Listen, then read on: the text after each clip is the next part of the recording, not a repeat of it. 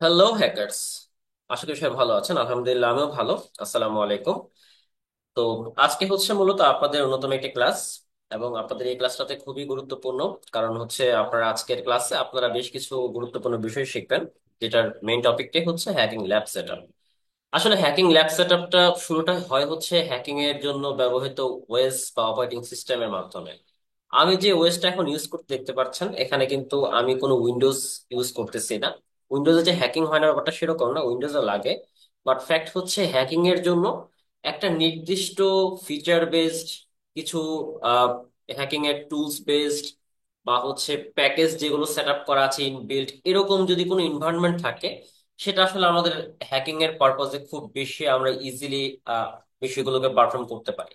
এতে করে হয় কি, আপনার আলাদা করে হচ্ছে কোনোভাবে ল্যাব সেট আপ করতে গেলে দেখা যাচ্ছে যে বেগ পেতে হচ্ছে না, বা যেহেতু আপনার বিল্ট ইন অনেক টুলস পাচ্ছেন, সেই বিষয়গুলো আসলে আপনাকে অনেক হেল্পফুল আকারে বলা যায় হেল্প করতেছে। ঠিক আছে, তো আমরা আজকের ক্লাসে অবশ্যই এই বিষয়গুলো জানবো। আমরা প্রথমে যেটা বলবো সেটা হচ্ছে আমাদের ল্যাব সেট আপের ক্ষেত্রে বা হ্যাকিং এর পারপোজ আমরা আসলে মূলত আমাদের যে পিসি বা ল্যাপটপ আমরা ইউজ করবো সেটার কনফিগারেশন আসলে কেমন হওয়া উচিত। দেখুন, ইথিক্যাল হ্যাকিং এর ক্ষেত্রে আমরা চাইলে যে কোনো পিসিতে বা ল্যাপটপে আমরা হ্যাকিং আমাদের যে শেখা বা চর্চার বিষয়গুলো সেগুলো কন্টিনিউ করতে পারি না। একটা মিনিমাম কনফিগারেশন প্রয়োজন। কারণ সব ধরনের ডিভাইসে সব ধরনের বিষয় হয় না। যেমন আপনাদের মাঝে অনেকে হয়তো থাকতে পারেন যে ভাই, মোবাইল দিয়ে কি হ্যাকিং করা পসিবল কিনা। দেখেন, আপনি চাইলে শুরুতে হয়তো বা যদি আপনার কনফিগারেশন ভালো থাকে, দেখা যাবে যে 6 জিবি র্যাম বা 8 জিবি র্যামের আপনার ফোন আছে, সেক্ষেত্রে আপনি হয়তো বা ইজিলি কালি নেট হান্টার সেট আপ করে সেখানে হয়তো বা আপনি আপনার হ্যাকিং এর শেখা বা বেসিক প্র্যাকটিস গুলো করতে পারেন। বাট এটা আসলে বহুদিন যাবত আপনি প্র্যাকটিস করতে পারবেন না, কারণ এইটা আহ, মানে ইথিক্যাল হ্যাকিং বলেন বা হ্যাকিং ফিল্ডটা অ্যাকচুয়ালি শুধুমাত্র মোবাইল দিয়ে হয় না। হ্যাঁ, এটার জন্য আপনাকে অবশ্যই ডিভাইস লাগবে। সো এই ডিভাইসটা যদি আপনার মিনিমাম একটা কনফিগারেশন আপনি ম্যাচ করতে পারেন, আলহামদুলিল্লাহ, সেক্ষেত্রে এটা আপনার জন্য সবচেয়ে বেস্ট হয়। বাজেট একটা গুরুত্বপূর্ণ বিষয়, সবার হয়তো বা এখন বাজেট নাই। বাট যদি বাজেট এরকম হয়, আলহামদুলিল্লাহ, আমি বলবো প্লিজ আপনার, যেহেতু নতুন ভাবে আপনি শেখা শুরু করেছেন, তো সেক্ষেত্রে একেবারে শুরু থেকে শুরু করার জন্য আপনি চাইলে আপনার একটা কনফিগারেশন, এরকম একটা কনফিগারেশন নিয়ে আপনি হচ্ছে আপনার ল্যাপটপ বা ডেস্কটপকে আপনি কিনে ফেলতে পারেন। এখন ল্যাপটপ তো হয়তো বা কনফিগারেশন দেখে দেখে কিনতে হবে, বাট ডেস্কটপ চাইলে আপনি পিসি বিল্ড করতে পারেন। এটা একটা আসলে আলাদা প্লাস পয়েন্ট। ল্যাপটপের ক্ষেত্রে কাস্টমাইজ করা যায়, যেমন আপনি চাইলে র্যাম ইনস্টল করতে পারেন, আলাদাভাবে অ্যাড করতে পারেন, অথবা আপনি চাইলে এসএসডি বা আপনার হার্ড ডিস্ক ড্রাইভ যেটা সেটা হয়তো আপনি চেঞ্জ করতে পারেন, মডিফাই করতে পারেন। এরকম বিষয়গুলো করা পসিবল। যাই হোক, আমরা চলেন শুরু করি। সো এখানে যে দেখতে পাচ্ছেন সেটা হচ্ছে আমাদের একেবারে মিনিমাম একটা কনফিগারেশন ইথিক্যাল হ্যাকিং প্র্যাকটিসের জন্য। আমরা দেখতে পাচ্ছেন ইন্টেলের যদি আপনার প্রসেসর থাকে সেক্ষেত্রে কোর আই 3 অথবা কোর আই 5, যে সমস্ত প্রসেসর আপনার রয়েছে, যদি আপনার কোর আই 3ও হয় সেক্ষেত্রেও চলবে, বাট কোর আই 5 আমরা অবশ্যই রিকমেন্ড করব, একটু বেটার রিকমেন্ড করব। কারণ যেহেতু আপনি বারবার পিসি কিনে টাকা নষ্ট করবেন না, সো এটা বেটার হয় যে আপনি যদি একবারই এখন যদি আপনি ইনভেস্ট করে ফেলেন, ইন ফিউচারের জন্য আপনার বেটার হচ্ছে, কারণ প্রতি বছরই এই বিষয়গুলোর খরচ কিন্তু বাড়তেছে। হ্যাঁ, দেন যেটা লাগবে, যদি আপনার ইন্টেল বা হচ্ছে আপনার ইন্টেলের যদি প্রসেসর না হয়, যদি আপনার রাইজেনের প্রসেসর হয়, সেক্ষেত্রে আপনি এমডি রাইজেন 5 অথবা রাইজেন 7 মিনিমাম আপনি ইউজ করতে পারেন। ঠিক আছে, এর ইকুইভ্যালেন্ট যদি কোনো ধরনের অথবা এর হায়ার যদি কোনো কনফিগারেশনের আপনার প্রসেসর থাকে, অবশ্যই সেটা রিকমেন্ড করব। যত বেটার আপনি চাচ্ছেন আউটপুট, সেক্ষেত্রে অবশ্যই আপনার বেটার পারফরমেন্সের জন্য বেটার আপনার প্রসেসর গুরুত্বপূর্ণ। অনেকে তো কোশ্চেন করতে পারেন যে ভাই ম্যাকে হবে কিনা। হ্যাঁ, হবে, অবশ্যই হবে। যদি সেটা হায়ার পারফরমেন্সের জন্য আপনি ইউজ করতে পারেন, অবশ্যই সেক্ষেত্রে আমি রিকমেন্ড করবো ম্যাকবুকের ক্ষেত্রে অ্যাকচুয়ালি। দেন হচ্ছে র্যাম একটা গুরুত্বপূর্ণ বিষয়। আপনি যে টাস্ক গুলো কমপ্লিট করবেন, অ্যাকচুয়ালি ইথিক্যাল হ্যাকিং বা হ্যাকিং এর জন্য আমাদের অনেক ধরনের অ্যাটাক পারপোজ করতে হয়, অনেক ধরনের টেস্টিং করতে হয়। এই টেস্টিং গুলো কিন্তু প্রসেস হয় একটা নির্দিষ্ট স্টোরেজকে ইউজ করে, রাইট? সো সেই স্টোরেজটা হচ্ছে আপনার র্যাম, যে স্টোরেজকে কাজে লাগিয়ে প্রসেসর সেই প্রসেসটা করতে পারে। তো র্যাম যত বেশি হবে তত আপনার পারফরমেন্স স্মুথলি আপনি করতে পারবেন, আপনার টুলস তত স্মুথলি আপনি রান করতে পারবেন। সো মিনিমাম 8 জিবি র্যাম হলে আমরা অবশ্যই আপনাকে রিকমেন্ড করবো যে সবচেয়ে বেস্ট হবে মিনিমাম 8 জিবি র্যাম। এখন বলতে পারতাম যে ভাই মিনিমাম 4 জিবি হলে কি হবে না? 4 জিবি হলে হবে, বাট এখানে একটা কোশ্চেন থাকতেছে। কি কোশ্চেন? দিন দিন যত হচ্ছে টুলস গুলো ডেভেলপ হচ্ছে, আপডেটেড হচ্ছে, তত কিন্তু তাদের স্টোরেজ বেশি প্রয়োজন পড়তেছে। ঠিক আছে, ইভেন তাদেরকে পারফর্ম করার জন্য যদি আপনি মিনিমাম 4 জিবি র্যামের পিসি অথবা ল্যাপটপ আপনার থাকে, ডেস্কটপ বা ল্যাপটপ, সেক্ষেত্রে সমস্যাটা হবে কোথায়? আপনি হয়তো বা শুধুমাত্র মানে একই সাথে আপনি উইন্ডোজ অথবা লিনাক্স ইউজ করতে পারবেন না। ডুয়েল বুট করে হয়তো সেট আপ করতে পারেন, বাট অনেক ক্ষেত্রে ল্যাকিংস আসতে পারে, বা দেখা যাবে যে আপনি ট্রাই করতেছেন একটা ব্রুট ফোর্স অ্যাটাক, সেক্ষেত্রে দেখা যাবে যে আপনার পিসি হ্যাং করে বসে আছে, কারণ স্টোরেজের জন্য এখানে একটা বেশ আপনাকে সমস্যা ব্যাক পেতে হতে পারে। আবার কালি লিনাক্স থেকে ধরুন আপনি সেট আপ করেছেন, আপনি চাচ্ছেন হচ্ছে কালি লিনাক্সটা ভার্চুয়াল বক্সে সেট আপ করতে, বাট আপনার মেইন ওএস হচ্ছে, মেইন অপারেটিং সিস্টেমটা হচ্ছে উইন্ডোজ। সেক্ষেত্রে কিন্তু 4 জিবি র্যাম আসলে আপনি কভার আপ করতে পারবেন না। কেন পারবেন না? কারণ কালি লিনাক্সের স্পেস স্টোরেজও হচ্ছে 4 জিবি মিনিমাম র্যামের ক্ষেত্রে।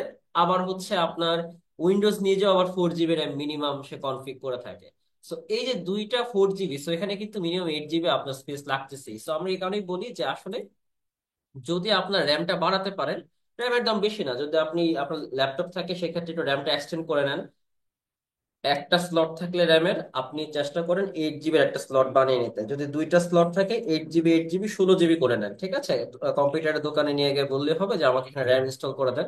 ইনস্টল বলতে তারা কি সেট আপ করে দিবে র্যাম, একদম পুরো মেকানিজম খুলে আর কি।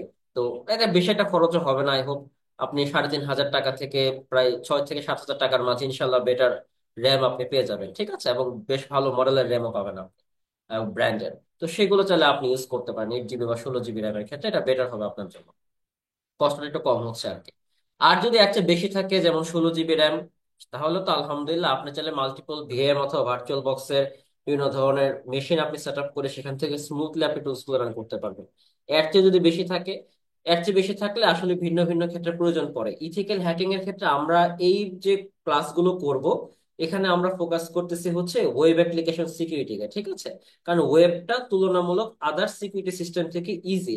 আমি যদি এখন সিস্টেম হ্যাকিং নিয়ে কাজ করতে যাই, সেক্ষেত্রে আমার মিনিমাম 16 জিবি র্যাম লাগবেই লাগবে। আপনি সিস্টেম হ্যাকিং এ কোনোভাবেই 4 জিবি 8 জিবি দিয়ে কভার করতে পারবেন না, কারণ আপনার ল্যাগ করবে প্রচুর পরিমাণে, এবং এই কাজটা আসলে আপনারই দেখা যাবে যে নিজেরই আসলে একসময় আগ্রহ উঠে যাবে, ঠিক আছে? প্রসেসরের এই বিষয়গুলো আসলে খুবই গুরুত্বপূর্ণ। সিস্টেম হ্যাকিং এর ক্ষেত্রে 16 জিবি মিনিমাম লাগে, 32 জিবি লাগে, 64 জিবি লাগে। আপনার যদি হচ্ছে নেটওয়ার্ক কনফিগারেশন সিকিউরিটি সিস্টেম নিয়ে কাজ করতে চান, সেক্ষেত্রে 8 জিবি 16 জিবি মাস্ট লাগবে। এর চেয়ে হায়ার হলে আরো বেশি বেটার পারফরমেন্স আপনার পাওয়া পসিবল। বাট ওয়েবের ক্ষেত্রে, যেহেতু ওয়েব বেসড, তাই এটাতে আসলে কনফিগারেশনটা একটু হালকা লো হলেও সমস্যা নাই, বাট মিনিমাম 8 জিবি হলে বেটার, ঠিক আছে? এটা কিন্তু র্যামের ক্ষেত্রে। আর যেটা রম বা স্টোরেজ যেটা আলাদা আছে, সেক্ষেত্রে আপনি এসএসডি অথবা হার্ড ডিস্ক ড্রাইভ ইউজ করতে পারেন। আমি সাজেস্ট করব এসএসডি ইউজ করার। এসএসডি যদি আপনি ইউজ করেন, সেক্ষেত্রে খুব ফাস্ট আপনি কাজ করতে পারবেন, ঠিক আছে? আপনার টাস্ক গুলো খুব ফাস্ট আপনি রান করতে পারবেন। আর যে হার্ড ডিস্ক ড্রাইভ হয়, একটু হয়তো তুলনামূলক স্লো হতে পারে। এসএসডি একটু দামটা বেশি হার্ড ডিস্ক ড্রাইভের তুলনায়, বাট যদি এসএসডি আপনি কিনতে পারেন, সেক্ষেত্রে 120 জিবি অথবা 256 জিবির যদি হয় আলহামদুলিল্লাহ, বা এর চেয়ে বেশি মানে বেশি হয়, সেক্ষেত্রে বেটার, ঠিক আছে? 256 জিবি কিনলেও 250 জিবি ইউজ করা যায়। আবার 128 জিবি কিনলে দেখা যাবে যে 120 জিবি ইউজ করতে পারতেছেন, ঠিক আছে?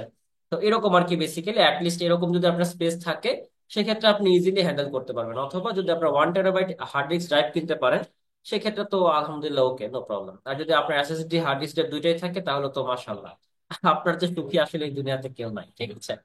গ্রাফিক্স নিয়ে একটা কোশ্চেন আসে যে ভাই, গ্রাফিক্স এর ক্ষেত্রে আমাদের আসলে কিরকম প্রয়োজন পড়ে। এটা আসলে ডিপেন্ড করতেছে আপনার কাজের উপরে। হ্যাঁ, আমি যদি এখন জিজ্ঞেস করেন আমাকে, যেমন আমি যে পিসিটাতে আপনাকে দেখাচ্ছি, এই ডেস্কটপটা, এই কম্পিউটারটা হচ্ছে রাইজেন 7-এ বিল্ড করা, ঠিক আছে? এই রাইজেন 7-এর আমাকে বিল্ট ইন গ্রাফিক্স দেওয়া আছে। আমার আলাদা করে গ্রাফিক্স কেনার কোনো প্রয়োজনই পড়ে না, গ্রাফিক্স কার্ডের কোনো প্রয়োজন পড়ে না। সো জিপিইউ নিয়ে আমার কোনো ঝামেলা হচ্ছে না। সো আপনার যদি এরকম রাইজেন 5 অথবা রাইজেন 7 কিনা থাকেন, সেক্ষেত্রে আপনি বিল্ট ইন গ্রাফিক্স যেরকম আছে সেরকম জিপিইউ থাকলে আপনার হচ্ছে আলাদা করে এক্সট্রা ভাবে কোনো কিছু সেট আপ করা দরকার নাই। আর যদি আপনার দেখা যায় যে আপনার বিল্ট ইন প্রসেসরের সাথে সেরকম ভাবে সেট আপ করা নাই বা ইস্যু আছে, আপনি চাইলে আলাদাভাবে গ্রাফিক্স কার্ড আপনি ইউজ করতে পারেন, বা জিপিইউ আপনি আলাদা করে সেট আপ করে নিতে পারেন, ঠিক আছে? এটাতে লাভ হবে কি, আপনার হচ্ছে ইউজার ইন্টারফেসের বিষয়গুলো এবং আদার্স পার্সপেক্টিভ থেকে আপনি ইজিলি হ্যান্ডেল করতে পারবেন। গ্রাফিক্স সবচেয়ে বেশি লাগে গেমারদের জন্য, আমরা তো গেমার না, আমরা হচ্ছে অ্যাটাকার। সো আমাদের এই বিষয়গুলো খুব একটা পারফর্ম না করে আমাদের বেশি ফোকাস দেওয়া উচিত এই প্রথম তিনটাতে: প্রসেসর, র্যাম এবং হচ্ছে স্টোরেজ, ঠিক আছে? তো আই হোপ এটা নিয়ে আর কোনো কোশ্চেন নেই আপনাদের। তাও যদি কোনো কোশ্চেন থাকে প্লিজ একটু কমেন্ট সেকশনে জানিয়ে দেন। যে ভাই প্রসেসর বা হচ্ছে র্যাম বা স্টোরেজ এরকম। আর যদি এর মধ্যে আপনার হয়ে যায়, ঠিক আছে, অনেকে আবার কোশ্চেন করা শুরু করবেন, ভাই আমার তো র্যাম এত, স্টোরেজ এত, এটার মধ্যে হবে কিনা। দেখেন আমি কিন্তু উত্তর সবগুলো দিয়ে দিয়েছি। এই কোশ্চেনটা করে এক্সট্রা ভাবে আর নিজের সময় নষ্ট করেন না, ঠিক আছে। এর মধ্যে যদি আলহামদুলিল্লাহ হয়ে যায় সেক্ষেত্রে তো আলহামদুলিল্লাহ, তাহলে তো আপনারা কোনো চিন্তাই নাই, ঠিক আছে। এখন আপনি ইজিলি আমাদের এই ক্লাসগুলো শুরু করতে পারেন। এই কম্পিউটারের এই কনফিগারেশন গুলো দরকার পড়বে, কারণ আমাদের ইথিক্যাল হ্যাকিং যদি আপনি প্রফেশনালি শিখতে চান, এগোতে চান, সেক্ষেত্রে আপনার একটা ল্যাপটপ বা ডেস্কটপ মাস্ট লাগবে, ঠিক আছে। আপনি ফোন ইউজ করতে পারেন, বাট আসলে আমি রিকমেন্ড করবো না, কারণ এই ফোন দিয়ে বেশি দূর আপনি এগোতে পারবেন না। কারণ আমরা বহু দূর আগানোর প্ল্যান করতেছি। দেখা যাবে যে আপনি পরবর্তীতে এমন এক জায়গায় আটকে গেছেন যে আপনার টাস্কে আর ফুলফিল করতে পারতেছেন না, তো আপনি ছিটকে যাবেন। সেই ছিটকে যাওয়ার চেয়ে আমার মতে এখন শুরু থেকে যদি শুরু করতেছেন, একটু সময় নিয়ে বিষয়গুলো একটু হালকা প্লিজ একটা চেষ্টা করেন বেটার কিছু নিয়ে আসা। এটা একটা কোশ্চেন করতে পারেন যে ভাই আমার হয়তো বা 30 থেকে 40 হাজার টাকা বাজেট, এখন এটার মাঝে ভালো ল্যাপটপ আমি কিনতে পারবো কিনা। হয়তো বা এরকম হতে পারে 50 থেকে 60 হাজার টাকা বাজেট, আমি এটার মাঝে ভালো পিসি বা ডেস্কটপ বিল্ড করতে পারবো কিনা। এই দুইটার কোশ্চেনের আনসারই হচ্ছে হ্যাঁ। যদি 30 থেকে 40 হাজার টাকা বাজেট আপনার হয় ল্যাপটপ কেনার ক্ষেত্রে, আমি বলবো একদম ফ্রেশ ইউজড যে ল্যাপটপ গুলো আছে সেটা কিনতে পারেন। কারণ যদি আপনি ইউজড ল্যাপটপ বা সেকেন্ড হ্যান্ড ল্যাপটপ না কিনেন, আপনার ল্যাপটপের খরচ চলে যাবে 60 থেকে 80 হাজার টাকা। এটা কিন্তু হিউজ, ঠিক আছে। কারণ আমি যে আপনার কনফিগারেশনটা বললাম, এই কনফিগারেশনে কিন্তু ল্যাপটপ খুবই প্রাইস, খুবই প্রাইসি। এই বিষয়টা যদি আপনাকে কভার আপ করতে হয়, আপনি চাইলে শুরুর দিকে 30 থেকে 40 হাজার টাকা বাজেট থাকলে ইনশাল্লাহ খুব ভালো রকমের এই যে 16 জিবি র্যামেরই আপনি হচ্ছে ল্যাপটপ কিনতে পারবেন। প্রসেসর থাকবে দেখা যাবে যে রাইজেন 5 বা ইন্টেল কোর i5 এরকম, ঠিক আছে। এসএসডি দেখতে পাবেন যে 256 জিবি হয়ে আছে। তো এটা কিন্তু হিউজ। 30 থেকে 40 হাজার টাকার মাঝে আপনি আপনার যদি কোনো হচ্ছে এরকম দোকান না থাকে আপনার এলাকাতে, সেখানে ঢাকায় এসে আপনি মাল্টিপ্লান সেন্টার থেকে আপনি চাইলে কিনতে পারেন, এলিফ্যান্ট রোড থেকে। এটা বেটার হবে। আমি কোনো স্পন্সরশিপ নিচ্ছি না, জাস্ট শুধুমাত্র আপনাকে জানাচ্ছি যে ওখানে গেলে আপনি ইজিলি আপনার পছন্দ মতো আপনি ল্যাপটপ এরকম ইউজড ল্যাপটপ গুলো আপনি কিনতে পারেন। অনলাইন থেকে আবার ফেসবুকের অ্যাড দেখে কিনতে যায় না, যে দেখেন ভাই 10 হাজার টাকায় ল্যাপটপ, 20 হাজার টাকায় ল্যাপটপ, ডোন্ট ট্রাস্ট দেম। কোনো একটা ঝামেলা হইলে পরে আর কোনো কিছুই খুঁজে পাবেন না, ঠিক আছে। সো ট্রাস্টেড হওয়ার জন্য হলো একটা দোকান থেকে কেনা বেটার, যেন আপনার কোনো সমস্যা হলে আপনি আবার এক্সচেঞ্জ করতে পারেন, যে ভাই আমার একটা গ্যারান্টি দেন যে 3 মাস বা 2 মাস বা 1 মাসের মধ্যে যদি কোনো ইস্যু হয় আমি আবার এক্সচেঞ্জ করে নেব, কারণ তো ইউজ ল্যাপটপ, রাইট, যে কোনো ইস্যু হইতেই পারে।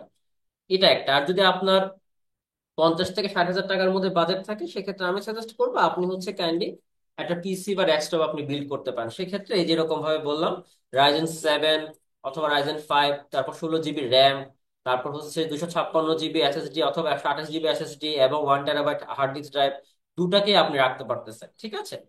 আর সেক্ষেত্রে তো আপনার গ্রাফিক্স এর প্রয়োজন পড়তেছেই না। সো এটা আলাদা করে জিপিইউ দেখা যাবে যে আপনার রাইজেন 5 বা রাইজেন 7 কিনলে অটোমেটিক্যালি আপনার সেখানে ইনস্টল করা আছে বা সেট আপনি পেয়ে যাচ্ছেন, ঠিক আছে। সেই বিষয়গুলো প্লিজ একটু মাথায় রাখবেন। আমার কিন্তু প্রতিটা ক্লাসের মানে প্রতিটা কথাই হবে গুরুত্বপূর্ণ। আপনি যদি কোনো একটা লাইনও গ্যাপ দেন সেক্ষেত্রে কিন্তু আপনি আসলে নিজেই আটকে যাবেন, ঠিক আছে। তো এই বিষয়গুলো প্লিজ একটু আপনার মনোযোগ সহকারে দেখবেন। আমি যে রেকর্ডটা করতেছি একটু দেখি না আসলে কথাগুলো ক্লিয়ারলি বোঝা যাচ্ছে কিনা। জি, কথা বোঝা যাচ্ছে। তো চলুন আমরা পরবর্তী সেকশনে যাই। আমাদের ইথিক্যাল হ্যাকিং প্র্যাকটিস করার জন্য যেটা গুরুত্বপূর্ণ সেটা হচ্ছে ওএস। আমি আবার বলতেছিলাম যে ইথিক্যাল হ্যাকিং প্র্যাকটিসের জন্য যেটা লাগবে সেটা হচ্ছে ওএস। ওএস এর ফুল ফর্মটা কি? ওএস এর ফুল ফর্মটা হচ্ছে অপারেটিং সিস্টেম। কি বললাম? ওএস এর ফুল ফর্মটা হচ্ছে অপারেটিং সিস্টেম। আমরা গত ক্লাসে জেনেছি কম্পিউটার সিস্টেমের ক্লাসটাতে যে অপারেটিং সিস্টেম জিনিসটা আসলে কি, যে আমরা যে বিষয়গুলো অপারেট করতেছি, এই যে আমি এখানে এই যে আমার একটা কনফিগারেশনে কাজ করতেছি, বা এই যে আমার এখানে পিসিতে আমি এখন কাজগুলো করতেছি, সেটা হচ্ছে উবুন্টু অপারেটিং সিস্টেম। এটা কি? এটা উবুন্টু। আমি বেসিক্যালি প্যারট লাভার, বাট তারপর উবুন্টু ইউজ করতেছি এখন, কারণ আমার প্রজেক্টের কাজের জন্য এখন উবুন্টু লাগতেছে, তাই। যাই হোক, সো বেসিক্যালি আপনাদের যেটা কাজ করতে পারেন, অনেকে হয়তো উইন্ডোজ ইউজার আছেন, উইন্ডোজ একটা অপারেটিং সিস্টেম, উবুন্টু একটা লিনাক্স বেসড অপারেটিং সিস্টেম, তারপর হচ্ছে কালি লিনাক্স একটা Linux based operating system. Linux একটা অপারেটিং সিস্টেম, যেহেতু লিনাক্স এর অনেকগুলো ডিস্ট্রো আছে, প্রায় 650 প্লাস ডিস্ট্রো দেখতে পাবেন, ঠিক আছে। এর মধ্যে আপনার উবুন্টু, কালি লিনাক্স, প্যারট সিকিউরিটি ওএস, এরকম আরো বেশ কিছু আপনার হচ্ছে লিনাক্স বেসড ডিস্ট্রো পাবেন, যেগুলো সবচেয়ে বহুল ব্যবহৃত, ঠিক আছে। তো এই যে অপারেটিং সিস্টেম গুলোর কাজটা কি? অপারেটিং সিস্টেম গুলোর কাজ হচ্ছে আমরা যে প্র্যাকটিস গুলো করবো বা যে পারফর্ম গুলো করবো আমাদের কাজের সুবিধার্থে, সেই প্রতিটা বিষয়কে অপারেট করা। কার মাধ্যমে অপারেট করে? হার্ডওয়্যার এবং সফটওয়্যারের মধ্যবর্তী কার্নেল যে আছে, এই কার্নেলের সহযোগিতা নিয়ে হচ্ছে হার্ডওয়্যারকে বোঝায় যে আমাকে এই জায়গায় এখন টাচ করছে, এখানে আমাকে নিউ ফোল্ডার সিলেক্ট অল এই ধরনের একটা ডায়লগ বক্স দেখাইতে হবে। ঠিক আছে, এই জিনিসটা কে বুঝতেছে? সফটওয়্যার বলতেছে কি হার্ডওয়্যারকে, কিসের মাধ্যমে? কার্নেলকে এখানে ইন্টিগ্রেট করার মাধ্যমে। কার্নেল কার কথা শুনতেছে? অপারেটিং সিস্টেমের কথা শুনতেছে। সো অপারেটিং সিস্টেমটা এখানে খুবই গুরুত্বপূর্ণ একটা ব্যাপার। সো অপারেটিং সিস্টেম ছাড়া বা এই সফটওয়্যারটা ছাড়া আপনি কার্নেলকে বোঝাতে পারবেন না, এবং কার্নেল সেই কথাটা হার্ডওয়্যারকে বোঝাতে পারবে না। ঠিক আছে, like আপনি একটা প্রিন্ট করতে যাচ্ছেন, প্রিন্ট অপশনে ক্লিক করলেই অটোমেটিক্যালি প্রিন্টার থেকে প্রিন্ট বেরিয়ে যাচ্ছে। ঠিক আছে, তো এই বিষয়গুলো আসলে কি করতেছে, এখানে পুরো বিষয়টা অপারেটিং সিস্টেম আপনাকে হেল্প করতেছে ইউজার পার্সপেক্টিভ থেকে সেই বিষয়গুলোকে কন্ট্রোল করার জন্য। সো আমাদের ইথিক্যাল হ্যাকিং বা হ্যাকিং পার্সপেক্টিভে আমরা যে কাজগুলো করব সেগুলো করব হচ্ছে লিনাক্স বেসড অপারেটিং সিস্টেম অথবা উইন্ডোজ বেসড অপারেটিং সিস্টেমে। দুইটা বিষয় প্রয়োজন পড়ে, লিনাক্স এবং উইন্ডোজ দুইটাই লাগে, কোনোটাই বাদ যাবে এরকম না। বাট আমরা যেহেতু ইথিক্যাল হ্যাকিং প্র্যাকটিস করব এবং অফেন্সিভ সিকিউরিটির বিষয়গুলোর ক্ষেত্রে আমরা ম্যাক্সিমাম ক্ষেত্রে ইউজ করে থাকি হচ্ছে কালি লিনাক্স। ঠিক আছে, অফেন্সিভ সিকিউরিটি বলতে কি বোঝায়? যে সমস্ত টেস্ট গুলো আপনি হচ্ছে অফেন্সিভ বা অ্যাটাকিং ফেজ থেকে করবেন। ধরেন একটা ওয়েবসাইট আছে, ধরেন আমাদের ওয়েবসাইটে যাই, একটু আপনাদেরকে হালকা ক্লাস বুঝে বুঝে আগাচ্ছি, মন খারাপ করেন না, একটু হালকা বড় হতে পারে। এটা হচ্ছে আমাদের ওয়েবসাইট, ঠিক আছে, bytecastsoit.com। ধরেন আপনি এই ওয়েবসাইটে হচ্ছে অ্যাটাক করতে যাচ্ছেন। সো অ্যাটাকটা করতে হলে বাইরে থেকে অবশ্যই অ্যাটাক করতেছেন আপনি, এখানে ইন্টারনাল তো টেস্ট করা হবে, বাইরের থেকেও টেস্ট করা যায়। সো আমরা যারা হ্যাকার আছে বা ইথিক্যাল হ্যাকাররা করে কি, এই যে ওয়েবসাইট গুলো বা আমার যে টার্গেট সিস্টেম অথবা টার্গেট ওয়েবসাইট, এগুলোকে হচ্ছে অ্যাটাক করার যখন আমরা অ্যাপ্রোচটা হয় হ্যাকারের মতো করে। ঠিক আছে, ইথিক্যাল হ্যাকারদের কাজটা যখন একজন হ্যাকারের মতো করে সে অ্যাটাক করতেছে, যে এই ওয়েবসাইটে অ্যাটাক করে সে দেখবে ওয়েবসাইটের ব্যাকএন্ড ডেটাবেস কি আছে, এটা এক্সপ্লয়েট করা যাচ্ছে কিনা, ইনুমারেশন করে দেখবে, এক্সপ্লয়টেশনের পরে পোস্ট এক্সপ্লয়টেশনে সে দেখবে তথ্যগুলো সে ডিক্রিপ্ট করতে পারতেছে কিনা। এরকম বেশ কিছু বিষয় কিন্তু এখানে হচ্ছে। এই যে পার্সপেক্টিভটা হচ্ছে হ্যাকারদের অ্যাপ্রোচ থেকে, এটাকে আমরা বলতেছি হচ্ছে রেড টিমিং অথবা অফেন্সিভ সিকিউরিটি টেস্টিং। ঠিক আছে, এটা মনে রাখবেন প্লিজ। আর যখন আমরা এই টেস্ট গুলা করবো হচ্ছে ইন্টারনালি, মানে ধরেন এই যে ওয়েবসাইটটা আমরা ভিতর থেকে, হ্যাঁ, বাইরে থেকে না, ভিতর থেকে আমরা যারা সিকিউরিটি রিসার্চার আছি বা পেন টেস্টার আছি, তারা করতেছে কি ইন্টারনাল টেস্ট করতেছে। ইন্টারনাল টেস্ট বলতে ধরেন এই যে এখানে লগ ইন অপশন আছে, এই লগ ইনের ক্ষেত্রে আমরা টেস্ট করে দেখতেছি যে লগ ইনে কোনো রকম বাইপাস করা পসিবল হয় কিনা।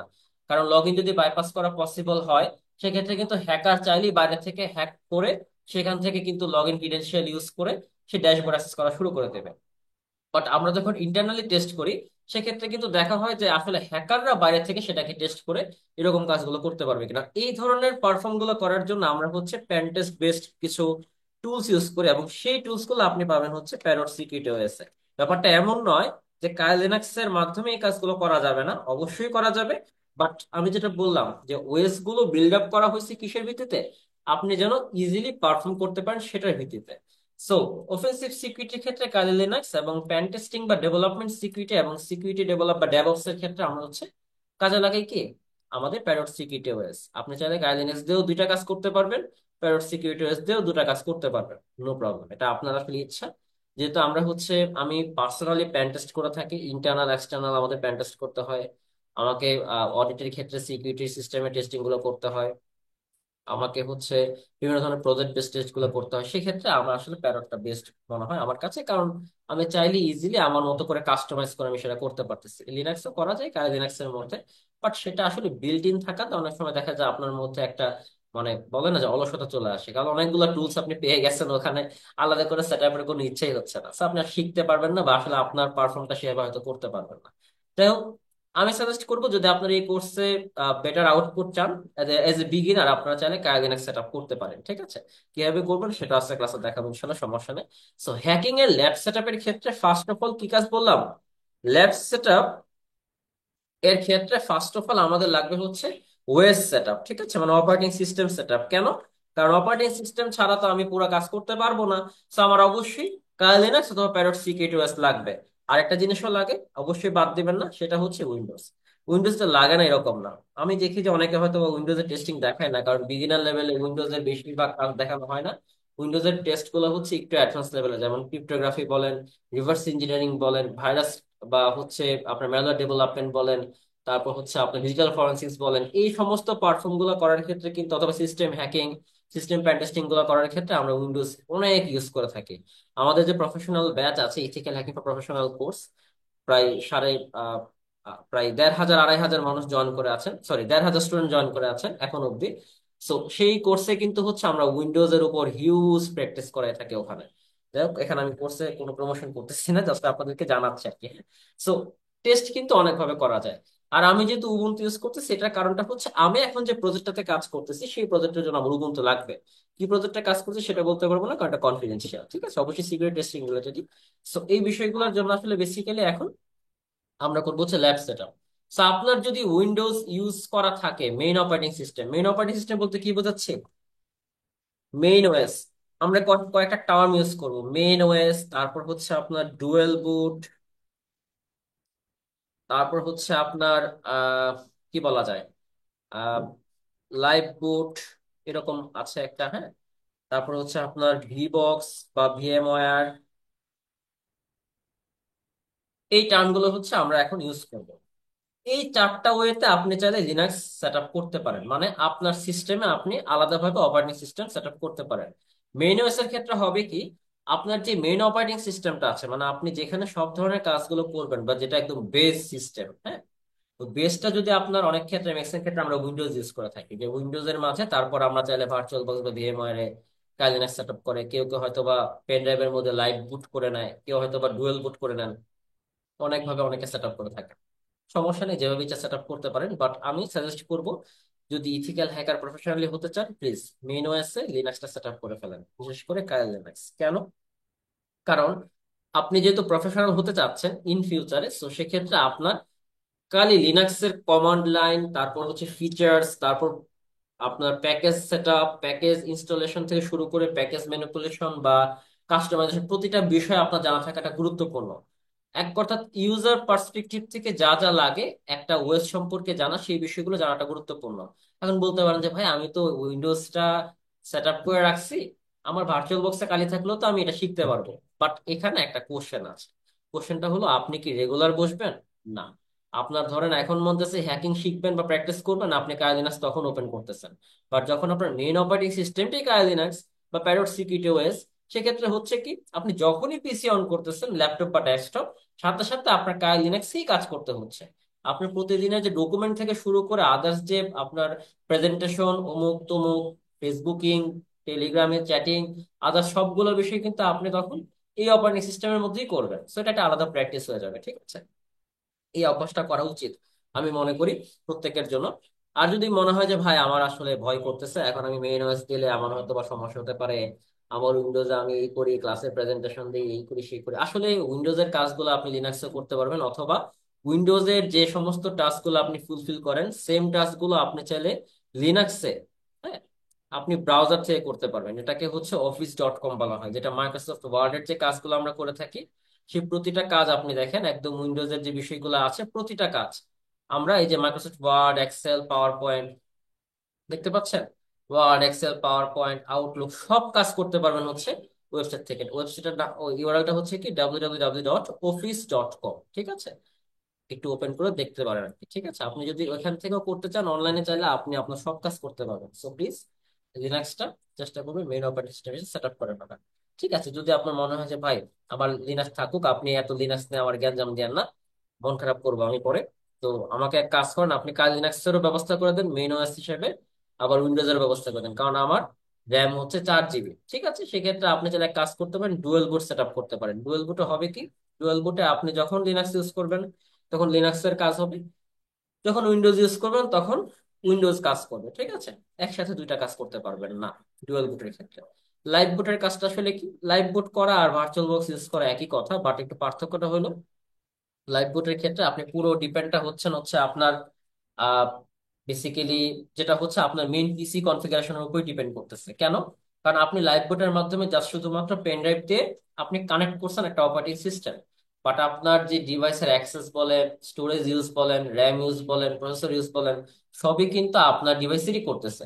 সেই ক্ষেত্রে আসলে খুব একটা যে বেশি লাভ হয় তা না। আমি লাইভ বুট সেট আপ করার জন্য পার্সোনালি, ঠিক আছে, এটা ইউজ করার কোনো প্রয়োজন নাই। এর চেয়ে আপনি চাইলে ভিএমওয়্যার বা ভার্চুয়াল বক্স ইউজ করতে পারেন, কারণ এখানে এক্সট্রা ভাবে আপনি ভার্চুয়াল হার্ড ডিস্ক পাবেন, ওখানে আপনি সেট আপ করতে পারেন, এবং এটাই সবচেয়ে বেস্ট হয় যদি আপনি একদম নতুন হয়ে থাকেন, এবং নতুন না, আজীবন এটা লাগবে ভিএমআর অথবা ভার্চুয়াল বক্স। এটা কেন লাগে? কারণ আমরা অনেক সময় ম্যালওয়্যার আমরা হচ্ছে সেট আপ করতে যাই, অনেক ধরনের হ্যাকিং টেস্ট করতে হয়, সেক্ষেত্রে হয়তো বা দেখা যাবে যে একটা ভুলের জন্য আপনার মেইন পিসি হ্যাক হয়ে গেছে। হ্যাক শিখতে গিয়ে বা হ্যাকিং করতে গিয়ে নিজের পিসি হ্যাক হয়ে গেলে ভাই আরেক মান সম্মানের ব্যাপার স্যাপার, ঠিক আছে? সো এই কাজগুলো করার জন্য আপনি অবশ্যই সেফলি ভিএমওয়্যার বা ভার্চুয়াল বক্স আপনি ইউজ করতে পারেন। আজকের ক্লাসে আমরা এই বিষয়টাই দেখবো, হ্যাঁ। যেহেতু আমি এটা আপনাকে সাজেস্ট করতেছি যে ভিএমওয়্যার বা ভার্চুয়াল বক্স, সেক্ষেত্রে আমরা আজকে এটা সেট আপ দেবো। তো চলুন শুরু করা যাক। ফার্স্ট অফ অল যে কাজটা করবেন সেটা হচ্ছে আপনার দুইটা জিনিস লাগবে। আমি যেহেতু ভিএমওয়্যার বা ভার্চুয়াল বক্সের মাধ্যমে করব, তো আমার ফার্স্টে লাগবে হচ্ছে ভিএমওয়্যার বা ভার্চুয়াল বক্সের একটা ফাইল। আলাদা লাগবে হচ্ছে কি, যেহেতু আমি ল্যাব সেট আপ করবো কাই লিনাক্সের ওএস সেট আপ, তো আমার লাগবে একটা কাই লিনাক্সের আইএসও ফাইল। কাই লিনাক্সের আইএসও অথবা বিএসটি, দুই ধরনের ফাইল থাকতে পারে, হ্যাঁ। আমরা আইএসওটা ইউজ করবো এই কারণে, কারণ আমাদের হচ্ছে পুরোটা আমরা কাস্টমাইজ করে নিজের মতো সেট আপ করতে চাচ্ছি। আর বিএসডি ফাইল অটোমেটিক্যালি সেখানে সেট আপ করা থাকে, আপনাকে ভার্চুয়াল হার্ড ডিস্কের মতো করে একটা ড্রাইভ দিবে, ভিডিআই এর মতো, যেখানে হচ্ছে আপনাকে ওই বিষয়গুলো পারফর্ম করতে হয়। বাট আমরা বিএসডি সেট আপ করবো না, আমরা সেট আপ করবো কি, আইএসও। আর আমরা ভিএমআর না ইউজ করে ভার্চুয়াল বক্স ইউজ করতেছি, ভিবক্স বা ভার্চুয়াল বক্স, সেক্ষেত্রে আমাদের বিষয়গুলো পারফর্ম করতে ইজি হবে, ঠিক আছে? স্পেসটা একটু কম লাগবে আর কি। সো আমাদের এই দুইটা জিনিস লাগবে। সো দুইটা জিনিস লাগার ক্ষেত্রে যারা উইন্ডোজ ইউজার আছেন, তারা ভার্চুয়াল বক্সটা সেট আপ করার জন্য বা ইনস্টল করার জন্য যেটা করবেন, শুরুতে চলে যাবেন হচ্ছে ওয়েবসাইটে বা ব্রাউজারে। ব্রাউজারে যাওয়ার পর চলে যাবেন গুগলে। কোথায় যাবেন? গুগলে যাবেন। গুগলে গিয়ে লিখবেন হচ্ছে download of Oracle virtual box, দেখছেন চলে আসছে। এখান থেকে প্রথমে যে আপনার অপশনটা দেখতে পাচ্ছেন, এই যে একদম শুরুতে, দ্বিতীয়টা তো কিন্তু না। দ্বিতীয়টা দেখতে গেলে দেখতে পাবেন যে আপনি এখান থেকে কিন্তু আলাদাভাবে আপনাকে অনেকগুলো অপশন দিচ্ছে, আপনি চাইলে এখান থেকে নিতে পারেন, ইনস্টলার নিতে পারেন, ভার্চুয়াল বক্সের এখান থেকে এক্সটেনশন প্যাক নিতে পারেন। বাট আমি যেটা বলবো সেটা হচ্ছে আলাদাভাবে যদি করতে চান একদম মেইন ওয়েবসাইট থেকে ওরা কলার ভার্চুয়াল বক্সে, এখান থেকে চাইলে আপনারা করতে পারেন। দ্বিতীয়টা চাইলে করলেও সমস্যা নেই, এটা আসলে খুব যে আহামরি ব্যাপার স্যাপার তা না। এটা আরো বেশি আপনার জন্য ইউজফুল হতে পারে, কারণ হচ্ছে এখানে হচ্ছে উইন্ডোজ, লিনাক্স, ম্যাক ওএস আলাদা আলাদা করে সাজানো আছে। আপনি চাইলে এটাও সেট আপ করতে পারেন, ঠিক আছে? আমি আলাদা করে আপনাদেরকে লিঙ্ক দিচ্ছি না, একটু দেখে নেবেন। So আমি কি বললাম, গুগলে যাওয়ার পরে, জাস্ট নর্মালি গুগলে যাওয়ার পরে প্রয়োজন দ্বিতীয় যে আছে ওরাকল ভিএম ভার্চুয়াল বক্স লেখা ডাউনলোড, এখান থেকে চাইলে আপনি এটা ডাউনলোড করে নিতে পারেন, ঠিক আছে? সো এটা আসলে ভার্চুয়াল মেশিনের ক্ষেত্রে ভার্চুয়াল বক্স, এটা আপনি চাইলে ডাউনলোড করে নিতে পারেন, সমস্যা নাই। আর ভার্চুয়াল বক্সের ক্ষেত্রে এভাবে আপনি চাইলে এখান থেকে সেট আপ করে নিতে পারেন। যাই হোক, এক্সটেনশন প্যাকও আছে, এবং ডাউনলোডের জন্য উইন্ডোজ হোস্টের এটা অপশন আছে। সেই দুইটা আপনি চাইলে ডাউনলোড করে নিতে পারেন। এখন আপনার কাজটা হবে হচ্ছে, যেহেতু আপনি উইন্ডোজ ইউজার, এক্ষেত্রে ডাউনলোড করার পর প্লিজ কাইন্ডলি এটা একটু সেট আপ করে নেবেন। আপনাদের উপর টাস্ক থাকলো, সব জিনিস আমি দেখাবো না, ভার্চুয়াল বক্সের সেট আপ আমি দেখাচ্ছি না, এটা একটু নিজে থেকে সেট আপ করে নিতে হবে, এটা কোনো একটা আহামরি বিষয় না। বাট আমি যেটা ভার্চুয়াল বক্সের কাজটা করবো সেটা হচ্ছে আমার লিনাক্সে। আর লাগবে কি, কাইনেক্স লিনাক্সের আইএসও ফাইল। এটা করবেন কোথায়? এটা করবেন হচ্ছে আপনি চলে যাবেন আলাদা একটা ট্যাব ওপেন করবেন, চলে যাবেন হচ্ছে kali.org লিখবেন, ঠিক আছে?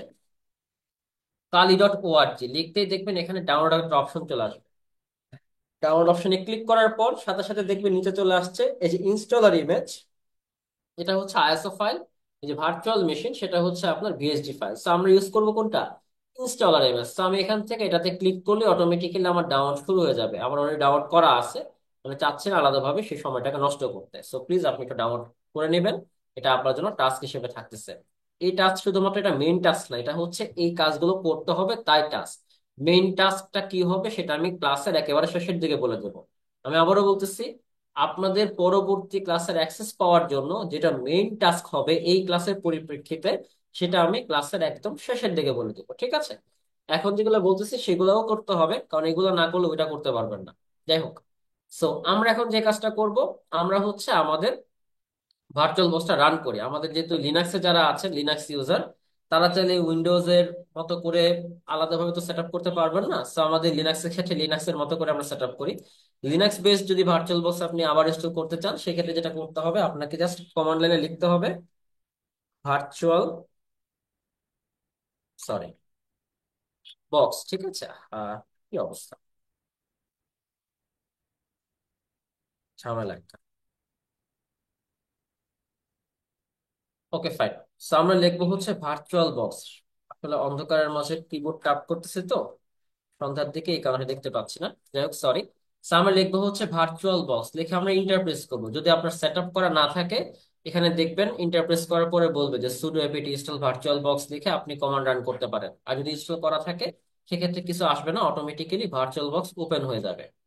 আচ্ছা, ভার্চুয়াল বক্স ওপেন করার ক্ষেত্রে দুইটা বিষয় মাথায় রাখবেন। নাম্বার এক, যদি আপনার পিসিতে যদি আপনার পিসিতে বায়াস অপশন থেকে যদি হচ্ছে ভার্চুয়ালাইজেশন ইনেবল করা না থাকে, সেক্ষেত্রে প্লিজ ইনেবল করে নেবেন। না হলে দেখবেন ওপেন হওয়ার পর আপনার এখানে দেখাবে যে ভিবক্স রান হচ্ছে না, বা হচ্ছে আপনার হাইপার ভি রিলেটেড ইস্যু, এরকম এরকম অনেক ইস্যু থাকবে। এই বিষয়গুলো নিজে থেকে একটু ফিক্স করে নিতে হবে, এগুলো প্রসেসরের ব্যাপার। আপনার প্রত্যেকের পিসির জন্য প্রত্যেকের কনফিগারেশন ভিন্ন হতে পারে, এই বিষয়গুলো একটু ফিক্স করে নেবেন। যারা রাইজেন ইউজার, আমি আবারও বলতেছি, যারা রাইজেন ইউজার, তারা প্রতিবার ভার্চুয়াল বক্স ওপেন করার জন্য, প্রতিবার পিসিটা যখনই স্টার্ট করবেন, ঠিক আছে, অন করবেন, প্রতিবার পিসিটা অন করার সময় রাইজেনটাতে আপনি যেটা করবেন, যারা রাইজেন প্রসেসর, রাইজেন 5 বা রাইজেন 7, তারা হচ্ছে অ্যাডভান্সড অপশনে যাবেন, ঠিক আছে। যেটা আমাদের বুট মেনু আসে না একদম শুরুতেই, দেখবেন ওপেন করার পরে F2 চাপতে বলে, বুট মেনু আসে, এরকম অপশন আসার পরে আপনি হচ্ছে F9 চাপবেন। কি চাপবেন? F9, কিবোর্ডের F9 চাপলে দেখবেন একটা সার্চ বক্স চলে আসছে, ওখানে লিখবেন হচ্ছে SVM। কি লিখবেন? লিখবেন হচ্ছে SVM, ছোট হাতে লিখলেও হবে, সমস্যা নাই। SVM লিখে ইন্টারপ্রেস করবেন। এর আগে কি কাজ করতেছেন? যারা রাইজেন ইউজার, আবারও বলতেছি, রাইজেন ইউজাররা যখন বুট অপশন আসবে বা বুট মেনুর মতো করে পেজটা সামনে চলে আসবে, যে আপনি কি কোনো চেঞ্জ করতে যাচ্ছেন কিনা, সেক্ষেত্রে বুট মেনু আসার পরে আপনি টাইপ করবেন হচ্ছে F9। F9 চাপলেই কিবোর্ডে দেখবেন একটা সার্চ বক্স চলে আসছে, সেখানে লিখবেন হচ্ছে SVM। রাজনাটা একটু কঠিন, তাই রাজনাটা বলে দিচ্ছি, বাকি বিষয়গুলো আপনারা অনলাইনে পেয়ে যাবেন ইজিলি। SVM লিখে সার্চ করার পর ইন্টার প্রেস করবেন, দেখবেন আপনার কাছে দুইটা অপশন আসবে, ইনেবল, একটা আসবে হচ্ছে ডিজেবল, ঠিক আছে। যদি ডিসেবল করা থাকে, কাইন্ডলি ইনেবল করে নেবেন। ইনেবল করে তারপর হচ্ছে আপনাকে ইন্টারপ্রেস করার পর F10 চাপতে হবে সেভ করার জন্য। কি চাপবেন? F10 চাপবেন সেভ করার জন্য। যদি ডিসেবল থাকে, ইনেবল করে নেওয়ার পর F10 চাপবেন। যদি ইনেবল করাই থাকে, সরাসরি F10 চাপবেন। F10 চেপে সরাসরি চাইলে আপনি নেক্সট আপনি এগোতে পারেন, ঠিক আছে। তাহলে দেখবেন আপনার ভার্চুয়ালাইজেশন নিয়ে কোনো ইস্যু আর হবে না, যারা রাইজেন ইউজার আছেন। আর যারা আপনার হচ্ছে উইন্ডোজ, সরি, আপনারা যারা হচ্ছে ইন্টেল এর প্রসেসর বা কোরাই 3, কোরাই 5 বা এরকম প্রসেসর ইউজ করতেছেন, তারা কাইন্ডলি হচ্ছে আপনাদের পিসিতে হাইপার ভিটা অথবা ভার্চুয়ালাইজেশন যেটা অপশনটা আছে, এই দুইটা অপশন কাইন্ডলি একটু ইনেবল করে রাখবেন, ঠিক আছে। এই বিষয়গুলোর জন্য অনেক আসলে প্রবলেম ফেস করতে হয়। যাই হোক, তো আমাদের যেটা লাগবে সেটা হচ্ছে আমরা চলে যাব মেশিন অপশনে, আমরা নিউতে ক্লিক করব, ঠিক আছে। এখানে আমাদের নাম দিতে হবে। কিসের নাম দিব? আমাদের যে মেশিনটা সেট আপ করছি সেটার নাম। আমরা ধরেন আমরা নাম দিলাম হচ্ছে আহ কালই তো সবাই দেয়, আমরা একটা অন্য নাম দিই, চলেন। আমাদের মেশিনের নাম দেব হচ্ছে হ্যাক দা বক্স, ঠিক আছে। Hack the machine, hack the machine, বড় নাম দিলাম, সমস্যা নেই। আমরা দিলাম কি, হ্যাক দা মেশিন। আমাদের মেশিনের নামটা দিচ্ছি হ্যাক দা মেশিন। এখানে যে কোনো নাম দেওয়া, কালি লিখতে পারেন, সমস্যা নাই। এখানে একটা ফোল্ডার অপশন দেখতে পাচ্ছেন, এই ফোল্ডারটা আসলে একটা বিশাল ইস্যু। আমরা যদি একদম বাই ডিফল্ট এরকম রেখে দিই, একটা বড় ঝামেলা ক্রিয়েট হয়ে যাবে। কি ধরনের ঝামেলা? এই বিষয়টা আসলে আপনাদের মাথায় রাখতে হবে। যদি এরকম ভাবে আপনি বাই ডিফল্ট দিয়ে দেন, সেক্ষেত্রে হয়তো আপনার সরাসরি দেখা যাবে সি ড্রাইভে অথবা যেটা মেইন ড্রাইভ আছে, হ্যাঁ, ওই মেইন ড্রাইভে হচ্ছে খুব পরিমাণে চাপ পড়বে। তো আমরা যেটা করবো, আমার হ্যাকিং এর জন্য আলাদা যদি আমার পার্টিশন করা থাকে, ধরেন আপনার 1 টেরাবাইট হার্ড ডিস্ক ড্রাইভ আছে, 1 টেরাবাইটের ক্ষেত্রে আপনি 3টা পার্টিশন করে 300 জিবি করে নিয়ে নেন, ঠিক আছে। 300 জিবি করে নিয়ে নিলে আপনার প্রায় 333 জিবি করে নিলে প্রায় দেখা যাচ্ছে যে 1 টেরাবাইট হচ্ছে। তো আপনার সেই 1 টেরাবাইট ফাইলের মধ্যে যে কোনো একটাতে, যেটাতে স্পেস বেশি থাকবে, ধরেন আমার যদি আমি যাই ফাইলস গুলাতে, দেখতে পাচ্ছেন আদার লোকেশনে যাই, এটাতে ক্লিক করি, এটা দেখতে পাচ্ছেন হচ্ছে আমার স্পেস কতটুকু দেখাচ্ছে, 154 জিবি ফিল আপ হয়ে গেছে। এটাতে ক্লিক করি, এটা দেখতে পাচ্ছেন আমার কিন্তু প্রায় 333 জিবি ফাঁকা আছে। তো আমি চেষ্টা করব এরকম, যে ড্রাইভটাতে বেশি স্পেস আছে, হ্যাঁ, আমি মেইন ওএস সেট আপ না করে, মানে মেইন ড্রাইভে সেট আপ না করে, যেমন সি ড্রাইভ বা মেইন ড্রাইভে সেট আপ না করে, আমি সেই ড্রাইভে দিব যে ড্রাইভটাতে স্পেস বেশি আছে সেখানে আমি হচ্ছে একটা ফোল্ডার ক্রিয়েট করব, নাম দিব হচ্ছে হ্যাকার। ফোল্ডার নাম কি দিবেন? হ্যাকার লিখবেন। হ্যাকারের ভিতর আরেকটা ফোল্ডার ক্রিয়েট করবেন, সেটার নাম দিবেন হচ্ছে ভি বক্স। ঠিক আছে? ভি বক্স লিখে জাস্ট খালি একটা ফোল্ডার ক্রিয়েট করে রাখেন। তো আমি কি বললাম, এমন একটা ড্রাইভ নেবেন যে ড্রাইভটাতে স্পেস বেশি আছে, সেখানে একটা ফোল্ডার ক্রিয়েট করবেন হ্যাকার নামে, কারণ এই হ্যাকিং এর যা আমাদের প্র্যাকটিস সবই এই ফোল্ডারে আমরা করবো, তাহলে আলাদা করে মেইন ড্রাইভে কোনো স্পেস এক্সট্রা নিবে না। কাজের সময় শুধু নিবে, বাকি টাইমটা এখানে সব থাকছে। ঠিক আছে? দেন হচ্ছে ভিবক্স নামে একটা ফোল্ডার ক্রিয়েট করবেন, এই ভিবক্স এর মাঝেই হচ্ছে আমরা সব কাজগুলো করবো। তো আমাদের এখন কাজটা কি? আমাদের কাজটা হচ্ছে এখান থেকে এটাকে সিলেক্ট করা। তো আমরা আদার অপশনে যাব, তারপর যাবো আদার লোকেশন। আমার যে স্পেসটা ফাঁকা আছে, এই যে নিউ ভলিউম, এখানে 333 জিবি, ওটাতে ক্লিক করলাম। হ্যাকার নামের যে ফোল্ডার আছে সেখানে ক্লিক করলাম, এবং ভিবক্স নামের যে ফোল্ডার আছে সেখানে আমি ক্লিক করে এটাকে সিলেক্ট করে দিলাম। ঠিক আছে? দেখতে পাচ্ছেন এই যে আমার Jisan new volume 1 hacker V box নামের যে ফোল্ডারটা বা ডিরেক্টরিটা সেটা আমার এখানে কিন্তু সিলেক্ট হয়ে গেল। এখন আমি যা কাজ করি না কেন সব এখানে গিয়েই স্টোর হবে। So আমার পুরো সেটআপটা ওখানে গিয়ে স্টোর হচ্ছে, এতে করে আমার মেইন ড্রাইভে কোনো রকম প্রেশার ফালাচ্ছি না। কারণ দেখা যাবে যে আপনার 256 জিবি এসএসডি কেন রাখছেন, 128 জিবি ওখানেই চলে গেছে, কারণ উইন্ডোজ প্রচুর স্পেস খায়। হ্যাঁ, যদি ভার্চুয়াল বক্স উইন্ডোজ এর মধ্যে করে থাকে সেক্ষেত্রে এরকম ইস্যু হতে পারে। আচ্ছা, আইএসও ইমেজের একটা অপশন আছে এখানে, আমাদের এখন আইএসও সিলেক্ট করার কোনো প্রয়োজন নেই, আমরা পরবর্তীতে করব। এখন আমাদের এই ঝামেলাটা নিতে চাচ্ছি না। টাইপটা দিবেন হচ্ছে লিনাক্স। কি দিবেন? লিনাক্স, কারণ আমরা খালি লিনাক্স সেট আপ করতেছি। ওরাকল লিনাক্স দেওয়া আছে, দরকার নাই। আমরা দিব হচ্ছে আদার লিনাক্স 64 বিট। আপনার যদি প্রসেসর 64 বিটের হয় 64 বিট দিবেন, কারণ আপনি আইএসওটা তো 64 বিটই ডাউনলোড করছেন, রাইট? তো সেক্ষেত্রে 64 বিট আপনাকে দেওয়া লাগবে। দেওয়ার পর আপনাকে নেক্সট অপশনে ক্লিক করতে হবে। যদি থার্ড আপনার নেক্সট অপশন না ক্লিক করেন, আপনার কিন্তু কোনো কাজে আগাবে না। আচ্ছা, নেক্সট দেখেন, আমার যতটুকু হচ্ছে বেজ মেমরি মানে হচ্ছে র্যাম, আমার র্যাম হচ্ছে এই পিসিতে 16 জিবি। এখন আমি আগেই বলছি আপনাকে ক্লাসের শুরুতে যে উইন্ডোজ ইউজ করেন বা কালি লিনাক্স ইউজ করেন বা প্যারট সিকিউরিটি ওএস, প্রতিটার বেজ মেমরি মিনিমাম 4 জিবি রাখতেই হবে। এই কারণেই কিন্তু বলছে যে যে সমস্ত পিসিতে ভার্চুয়াল বক্স ইউজ করবেন সেগুলো যেন মিনিমাম 8 জিবি র্যাম হয়। আমার তো 16 জিবি, তো আমার 8 জিবি র্যামের জন্য আমার তো প্রয়োজন নয়, আমি 4 জিবি দিচ্ছি এখানে, কারণ আমার অলরেডি 4 জিবি দিলেই আমি ইজিলি স্মুথলি কাজ করতে পারবো। ঠিক আছে? সো কাইল লিনাক্স বা প্যারট যারা সেট আপ করবেন তারা এখানে প্লিজ 4 জিবি রাখবেন। সো 4 জিবির ক্ষেত্রে আমরা জানি এমবির খাতিরে সেটা হয় কি 4096 এমবি। আপনি চাইলে এখান থেকে টাইপ করে দিতে পারেন, অথবা আমার মতো যদি বদমাইশ হন সেক্ষেত্রে এভাবে গুতিয়ে গুতিয়ে আপনি নিয়ে আসতে পারেন। ঠিক আছে? দেখবেন 4096 কোথায় আছে, এই চলে আসছে 4096। এত কষ্ট করার ভাই টাইম নেই আসলে আমার। ঠিক আছে? আমরা হ্যাকার মানুষ, এত কষ্ট করলে টাইম নষ্ট হবে। সিপিইউর ক্ষেত্রে আমার আছে 16টা। আমাদের কোরের ক্ষেত্রে এখানে 16টা সিপিইউ আমার আছে।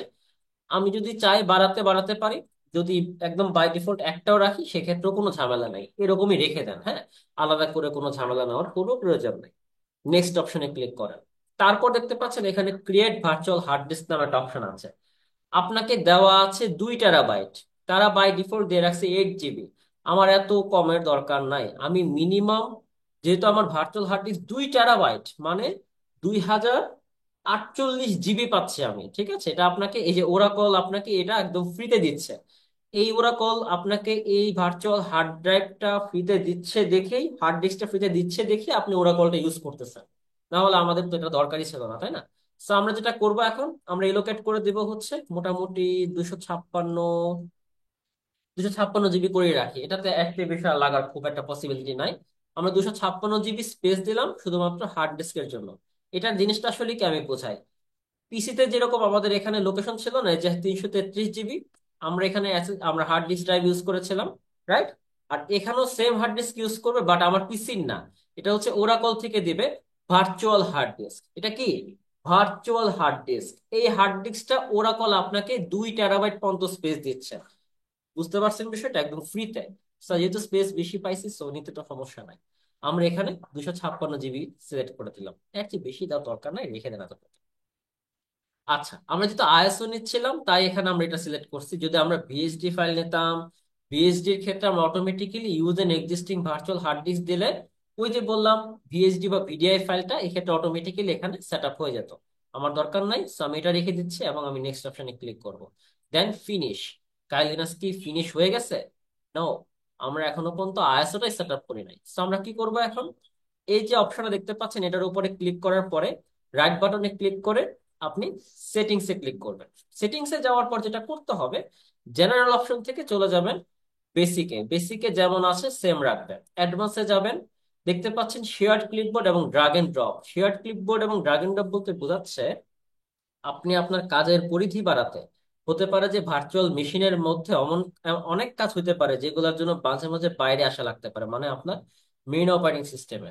সেই যে মেইন অপারেটিং সিস্টেম থেকে কোনো ফাইল আপনি চাচ্ছেন এরকম কোনো ফাইল ড্রাগ এন্ড ড্রপ করতে, বা হচ্ছে সেটা ক্লিপবোর্ড দিয়ে কপি করে সেখানে পেস্ট করতে, এরকম কাজের জন্য আমরা যেটা করব সেটা হচ্ছে বাই ডিরেকশনাল। কি করব? Bidirectional. আমরা বাই ডিরেকশন কেন দিচ্ছি? কারণ যেন আমরা ভার্চুয়াল বক্স থেকেও আমরা মেইন ওএসে নিয়ে আসতে পারি, আবার মেইন ওএস থেকেও যেন আমরা ভার্চুয়াল বক্সে কাজ করতে পারি। এই কারণে কি করলাম আমরা বাই ডিরেকশনাল, দুই দিকেই কাজ করবো। ঠিক আছে, বাকি যা আছে সেম রেখে দেন। চলে যান সিস্টেমে। সিস্টেমে আসার পর যেমন আছে সেরকমই রেখে দেন। আমাদের 4096 MB বা 4 GB র্যাম দিয়েছি, এরকম আছে, এরকমই রেখে দেন। ডিসপ্লেতেও যা আছে তাই রেখে দেন, এটাতেও কোনো সমস্যা নাই। সমস্যাটা হচ্ছে স্টোরেজ অপশনে এসে। দেখতে পাচ্ছেন আমাদের যে হ্যাক দ্য মেশিনের যে ভিডিআই ফাইল, মানে হচ্ছে আমাদের একটা ভার্চুয়াল ড্রাইভ ক্রিয়েট করে দিচ্ছে, কিন্তু আমাদের কিন্তু আইএসও এখনো পর্যন্ত আমরা সিলেক্ট করিনি। সো এমটি যে আছে অপশনটা, এমটি অপশনে সিলেক্ট করবেন। সিলেক্ট করার পর দেখবেন এখানে ডান পাশে একটা সিডি ডিস্কের মতো একটা অপশন চলে আসছে। ঠিক আছে, এটাতে ক্লিক করে আপনাকে সেই লিনাক্স এর আইএসও ফাইলটাকে সিলেক্ট করে দিতে হবে। সো ক্লিক করেন, তারপর দেখবেন হচ্ছে choose a disk file. Linux এর ফাইলটা আছে আমার ডাউনলোড অপশনে, তা আমি এখান থেকে ডাবল ক্লিক করে সেটা সিলেক্ট করে দিলাম। দেখতে পাচ্ছেন লিনাক্স এর ফাইলটা অলরেডি এখানে চলে আসলো। দেন অডিওতেও কোনো ঝামেলা নেই আমাদের। নেটওয়ার্ক অপশনে একটু ঝামেলা আছে। আমরা নেট অপশন আছে, নেট না রেখে আমরা রাখবো হচ্ছে ব্রিজড অ্যাডাপ্টার। কি রাখবো? Bridged adapter. মাথায় রাখবেন, আপনি যদি হোস্ট অনলিও করে দেন সেক্ষেত্রে সমস্যা নাই, বাট ব্রিজড ইজ বেস্ট। কেন? কারণ এই পুরো টাস্ক গুলো কমপ্লিট করার ক্ষেত্রে আমরা ইজিলি যেন সেগুলোকে ম্যানিপুলেট করতে পারি, বুঝতে পারি নিজের মতো করে, সেক্ষেত্রে আমরা ব্রিজড ইউজ করব। এবং টেস্টিং এর জন্য অ্যানালাইসিস করতে ব্রিজড অ্যাডাপ্টার খুব ইজি। ঠিক আছে, বাকি যা আছে সেম রেখে দেন, আল্লাহর ওয়াস্তে দিয়ে দেন ওকে। বিসমিল্লাহ বলে যেটা করবেন এখন সেটা হচ্ছে আপনাকে এই মেশিনের উপর ক্লিক করে স্টার্ট অপশনে ক্লিক করতে হবে, এবং এরই মাধ্যমে আমরা লিনাক্সের সেটআপের অপশন শুরু করতে যাচ্ছি। আমি দেখি আমার রেকর্ডটা আসলে ঠিকঠাক হচ্ছে কিনা, দেখা যাবে যে পরে এটা রেকর্ডই হয় নাই। ওকে ফাইন, রেকর্ড হচ্ছে। সো আমরা স্টার্ট অপশনে ক্লিক করে দিলাম। বিসমিল্লাহ।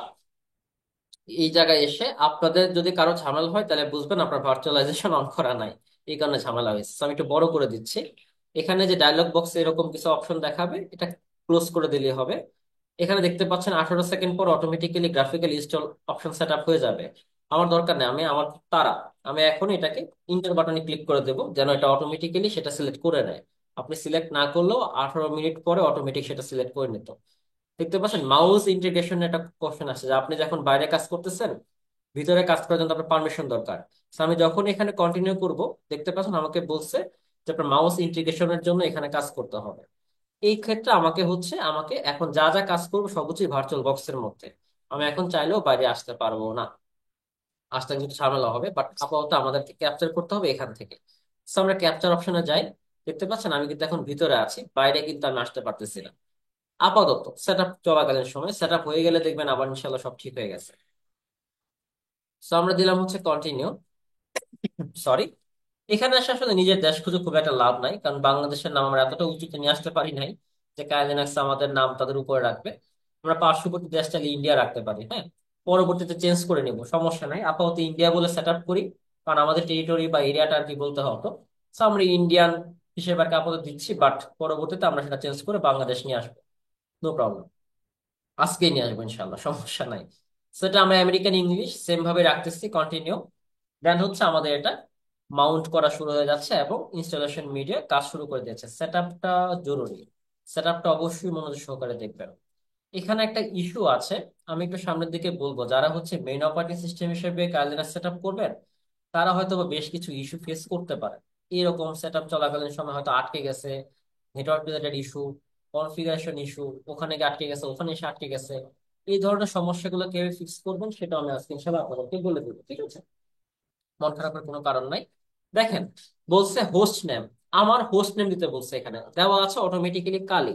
আমি হোস্ট নেম কালি দিব না, আমি দিব হচ্ছে ধরেন কি দেওয়া যায়, আমরা যেহেতু হ্যাকারস আমি লিখে দিই হ্যাকার। ঠিক আছে, একটু ভাবসাব না থাকলে আসলে হয় না। So, আমি লিখে দিলাম হচ্ছে হ্যাকার। অথবা হ্যাকার ভাও লিখতে পারেন চাইলে, নো প্রবলেম। আমি হ্যাকারই লিখে দিচ্ছি, এত ঝামেলা দরকার নাই বা। হ্যাকার লিখে দিলাম। ডোমেইন নেমের অপশন আসছে, যদি আপনি আসলে এটা কোনো আহ, দেখা যাচ্ছে ডোমেইন কন্ট্রোলার আন্ডারে আপনি সেট আপ করতেছেন, সেক্ষেত্রে ডোমেইন নেম লাগতো। এটা কিন্তু ওয়েবসাইটের ডোমেইন না, এটা হচ্ছে সিস্টেমের ডোমেইন, ঠিক আছে? আর যেটা বললাম, যে সিস্টেম প্যান টেস্টিং এর সময় আমাদের এই যে একটিভ ডিরেক্টরি বা ডোমেইন কন্ট্রোলারের কাজগুলো করা হয়, তখন আসলে নেটওয়ার্ককে কানেক্ট করার জন্য আমাদের ডোমেইন নেমটা প্রয়োজন পড়ে। এখন আমাদের দরকার নাই, সো আমি এটা স্কিপ করে কন্টিনিউ ক্লিক করবো। এখন আপনাকে অবশ্যই ইউজারের একটা নাম দেওয়া লাগবে, যে ইউজারটা আপনি দিবেন। এখানে ইউজারের নেম অবশ্যই অবশ্যই আপনি নিজের নাম দেওয়ার চেষ্টা করবেন, কারণ যেটা বলছি, নেক্সটে যে টাস্কটা আসবে সেখানে কিন্তু আমি এটা দেখবো মাস্ট। আপনি যদি নিজের নাম না দেন, যদি আপনি ধরেন এরকম একটা ছদ্মনাম দিচ্ছেন, যেমন আমার ধরেন ছদ্মনাম হচ্ছে অ্যানন বিভিডি, দিলাম। যদি আপনি ছদ্মনাম দেন, আপনাকে কিন্তু পুরো কোর্সের টাস্কে এই ছদ্মনাম ইউজ করে আপনাকে হচ্ছে সাবমিট করতে হবে। সার্টিফিকেটে কিন্তু আপনার এই নাম থাকবে না, সার্টিফিকেটে আপনার অরিজিনাল নাম থাকবে, যেটা আমরা সার্টিফিকেটটা দিব আর কি আপনাকে এই কোর্স শেষ করে, ঠিক আছে? সার্টিফিকেট অরিজিনাল নাম থাকবে, বাট আপনার যদি কোনো টাস্ক, আপনার কোনো টাস্ক যদি এই নাম বাদে আমি পাই, সার্টিফিকেট নাম তো ঠিক আছে, বাট এই নাম বাদে যদি কোনো টাস্ক পাই, আপনার সেই টাস্ক আমরা রিসিভ করব না। এই বিষয়টা আমরা ক্লাসের শেষে একদম পারফেক্টলি বুঝায় বলবো, ঠিক আছে? ধরুন আমি এখানে অ্যানন বিবিডি লিখলাম, এটা কিন্তু আমাদের ইউজার নেম, এই নামটাই কিন্তু আমাকে লগ ইন করার সময় প্রত্যেকবার লাগবে। সেটা কন্টিনিউ করে দিচ্ছি, যেরকম আছে সেম ভাবে রেখে দিলাম। কন্টিনিউ। একটা পাসওয়ার্ড চাইছে, দিয়ে দেন একটা পাসওয়ার্ড, সিম্পল। আপনি চাইলে 1 2 3 4 অথবা আপনি যা ইচ্ছে দিতে পারেন, কোনো সমস্যা নেই, ঠিক আছে? আমি আমার চিরাইতে একটা পাসওয়ার্ড দিলাম, যেটা আমি সবসময় পছন্দ করি। দিয়ে আমি হচ্ছে কন্টিনিউতে প্রেস করলাম। এই যে এখন বলতেছে আপনাদের সেট আপটা কিন্তু শুরু হয়ে যাবে, ঠিক আছে? পার্টিশনের একটা ইস্যু আসবে, যে আপনি কি পার্টিশন করতে যাচ্ছেন কিনা। আমার আসলে পার্টিশন, এখন তো ভার্চুয়াল হার্ড ডিস্ক ইউজ করবো, 256 জিবি আমি নিচ্ছি কি হুদে পার্টিশন করার জন্য। আমি ভার্চুয়াল বক্সে পুরোটাই দিয়ে দেবো। So আমি করব কি, গাইডেড ইউজ ইন্টায়ার ডিস্ক, যা ডিস্কে আছে সব দিয়ে দাও। এত ঝামেলার কোনো প্রয়োজন নাই। সো প্রথমটা আছে, প্রথমটা সিলেক্ট করে আমি কন্টিনিউ দিচ্ছি। দেখতে পাচ্ছেন, এই যে আমার 256 জিবি দিচ্ছিলাম, 274 জিবি দেখাচ্ছে আর কি। সো আমার ওটাতে আমি সেট আপ করে আমি ওটাই হচ্ছে কন্টিনিউ করে দিলাম। এখানে যা আছে তাই, যে all files in one partition, মানে একটা পার্টিশনের মধ্যেই সব জিনিস থাকবে, আমাদের এক্সট্রা কোনো সেপারেটের প্রয়োজন নাই। So আমি এটা কন্টিনিউ করে দিচ্ছি, ঠিক আছে? কেউ যদি মনে করেন যে ভাই আমি কাইলিনাক্স সেট আপ পারি, সেক্ষেত্রে এতটুকু আপনি স্কিপ করতে পারেন, বাট লাস্টের দিকে যে আমাদের টাস্কটা থাকবে সেই বিষয়টা অবশ্যই আপনাকে ফুলফিল করতেই হবে, ঠিক আছে? নাহলে কিন্তু নেক্সট ক্লাসের আপনি কোনোভাবে অ্যাক্সেস পাবেন না। এখানে যেরকম আছে সেম ভাবে রেখে কন্টিনিউতে প্রেস করে দেন। এই জায়গায় সেটা ঝামেলা করে মানুষ, এখানে বলে যে চেঞ্জ করার ক্ষেত্রে নোতে ক্লিক করবো নাকি ইয়েস, এত মানে ঝামেলার কোনো প্রয়োজন নাই। ইয়েস চাপেন, আমরা সব সময় বলবো হ্যাঁ। ইয়েস চেপে, এখানে সব সময় বলতেছি, এই জায়গায় বলতেছি, সব সময় না। এখানে ইয়েস চেপে কন্টিনিউ করে দেন, তাহলে ঝামেলা আর হবে না ইনশাল্লাহ, ঠিক আছে? আচ্ছা, এখন আপাতত যে কাজটা হবে সেটা হচ্ছে আমাদের এই বেস সিস্টেমটা ইনস্টল হচ্ছে। বেস সিস্টেম ইনস্টলেশনের সময় আমাদের বেশ কিছু বিষয় আমাদেরকে বলবে যে আসলে কি অবস্থা এবং আমাদের কতটুকু, এখন এখানে একটু সময় লাগতে পারে হালকা। এই ফাঁকে আমরা একটু বেশ কিছু বিষয় বলে নিই। আপনার একটু চোখ বন্ধ করেন, হ্যাঁ, একটু চোখ বন্ধ করে একটু চিন্তা করেন যে আমরা এই ক্লাসের শুরু থেকে আসলে কি কি কাজগুলো করলাম। আমরা জানার চেষ্টা করলাম যে আসলে আমাদের অপারেটিং সিস্টেমটা কেন গুরুত্বপূর্ণ, আমাদের ইথিক্যাল হ্যাকিং বা হ্যাকিং পার্সপেক্টিভে আমাদের কেন কাইল লিনাক্স, প্যারট, সিকিটোএস এগুলো আমরা কেন বেশি ব্যবহার করি। কারণটা হচ্ছে আমাদের অনেকগুলো টুলস ওখানে সেট আপ করা থাকে, যেগুলোর জন্য আলাদা করে আমার সময় নষ্ট করতে হয় না, এবং সেগুলোকে ইউজ করে বেশ ভালো আমি আউটপুট পাই, এবং ইনভায়রনমেন্ট একটা গুরুত্বপূর্ণ ব্যাপার, হ্যাঁ। তো এই বিষয়গুলো আসলে আমার গুরুত্বপূর্ণ, তাই আমি কাইল লিনাক্স, প্যারট, সিকিটোএস সেট আপ করতেছি। আরেকটা বিষয় কি বললাম, সেটা হচ্ছে যে আপনারা হ্যাকিং এর ক্ষেত্রে যে কনফিগারেশনটা, সেটা যেন আপনার মিট করে, অবশ্যই চেষ্টা করবেন সেরকম কনফিগারেশনই বিল্ড আপ করার, যেন আপনি ইজিলি সেই বিষয়গুলো আপনি হ্যান্ডেল করতে পারেন, ঠিক আছে?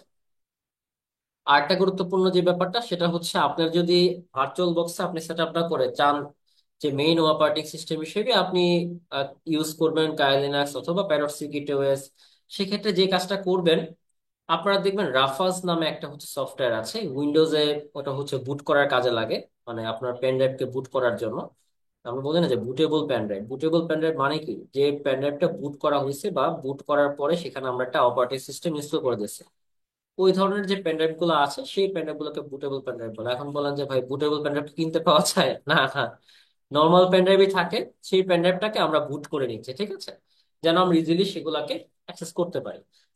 তো সেই রকম যে পেন ড্রাইভটা আপনি বুট করবেন, রাফাজের মাধ্যমে বুট করার ক্ষেত্রে বেশ কিছু বিষয় আপনার অবশ্যই এখানে খেয়াল রাখতে হবে।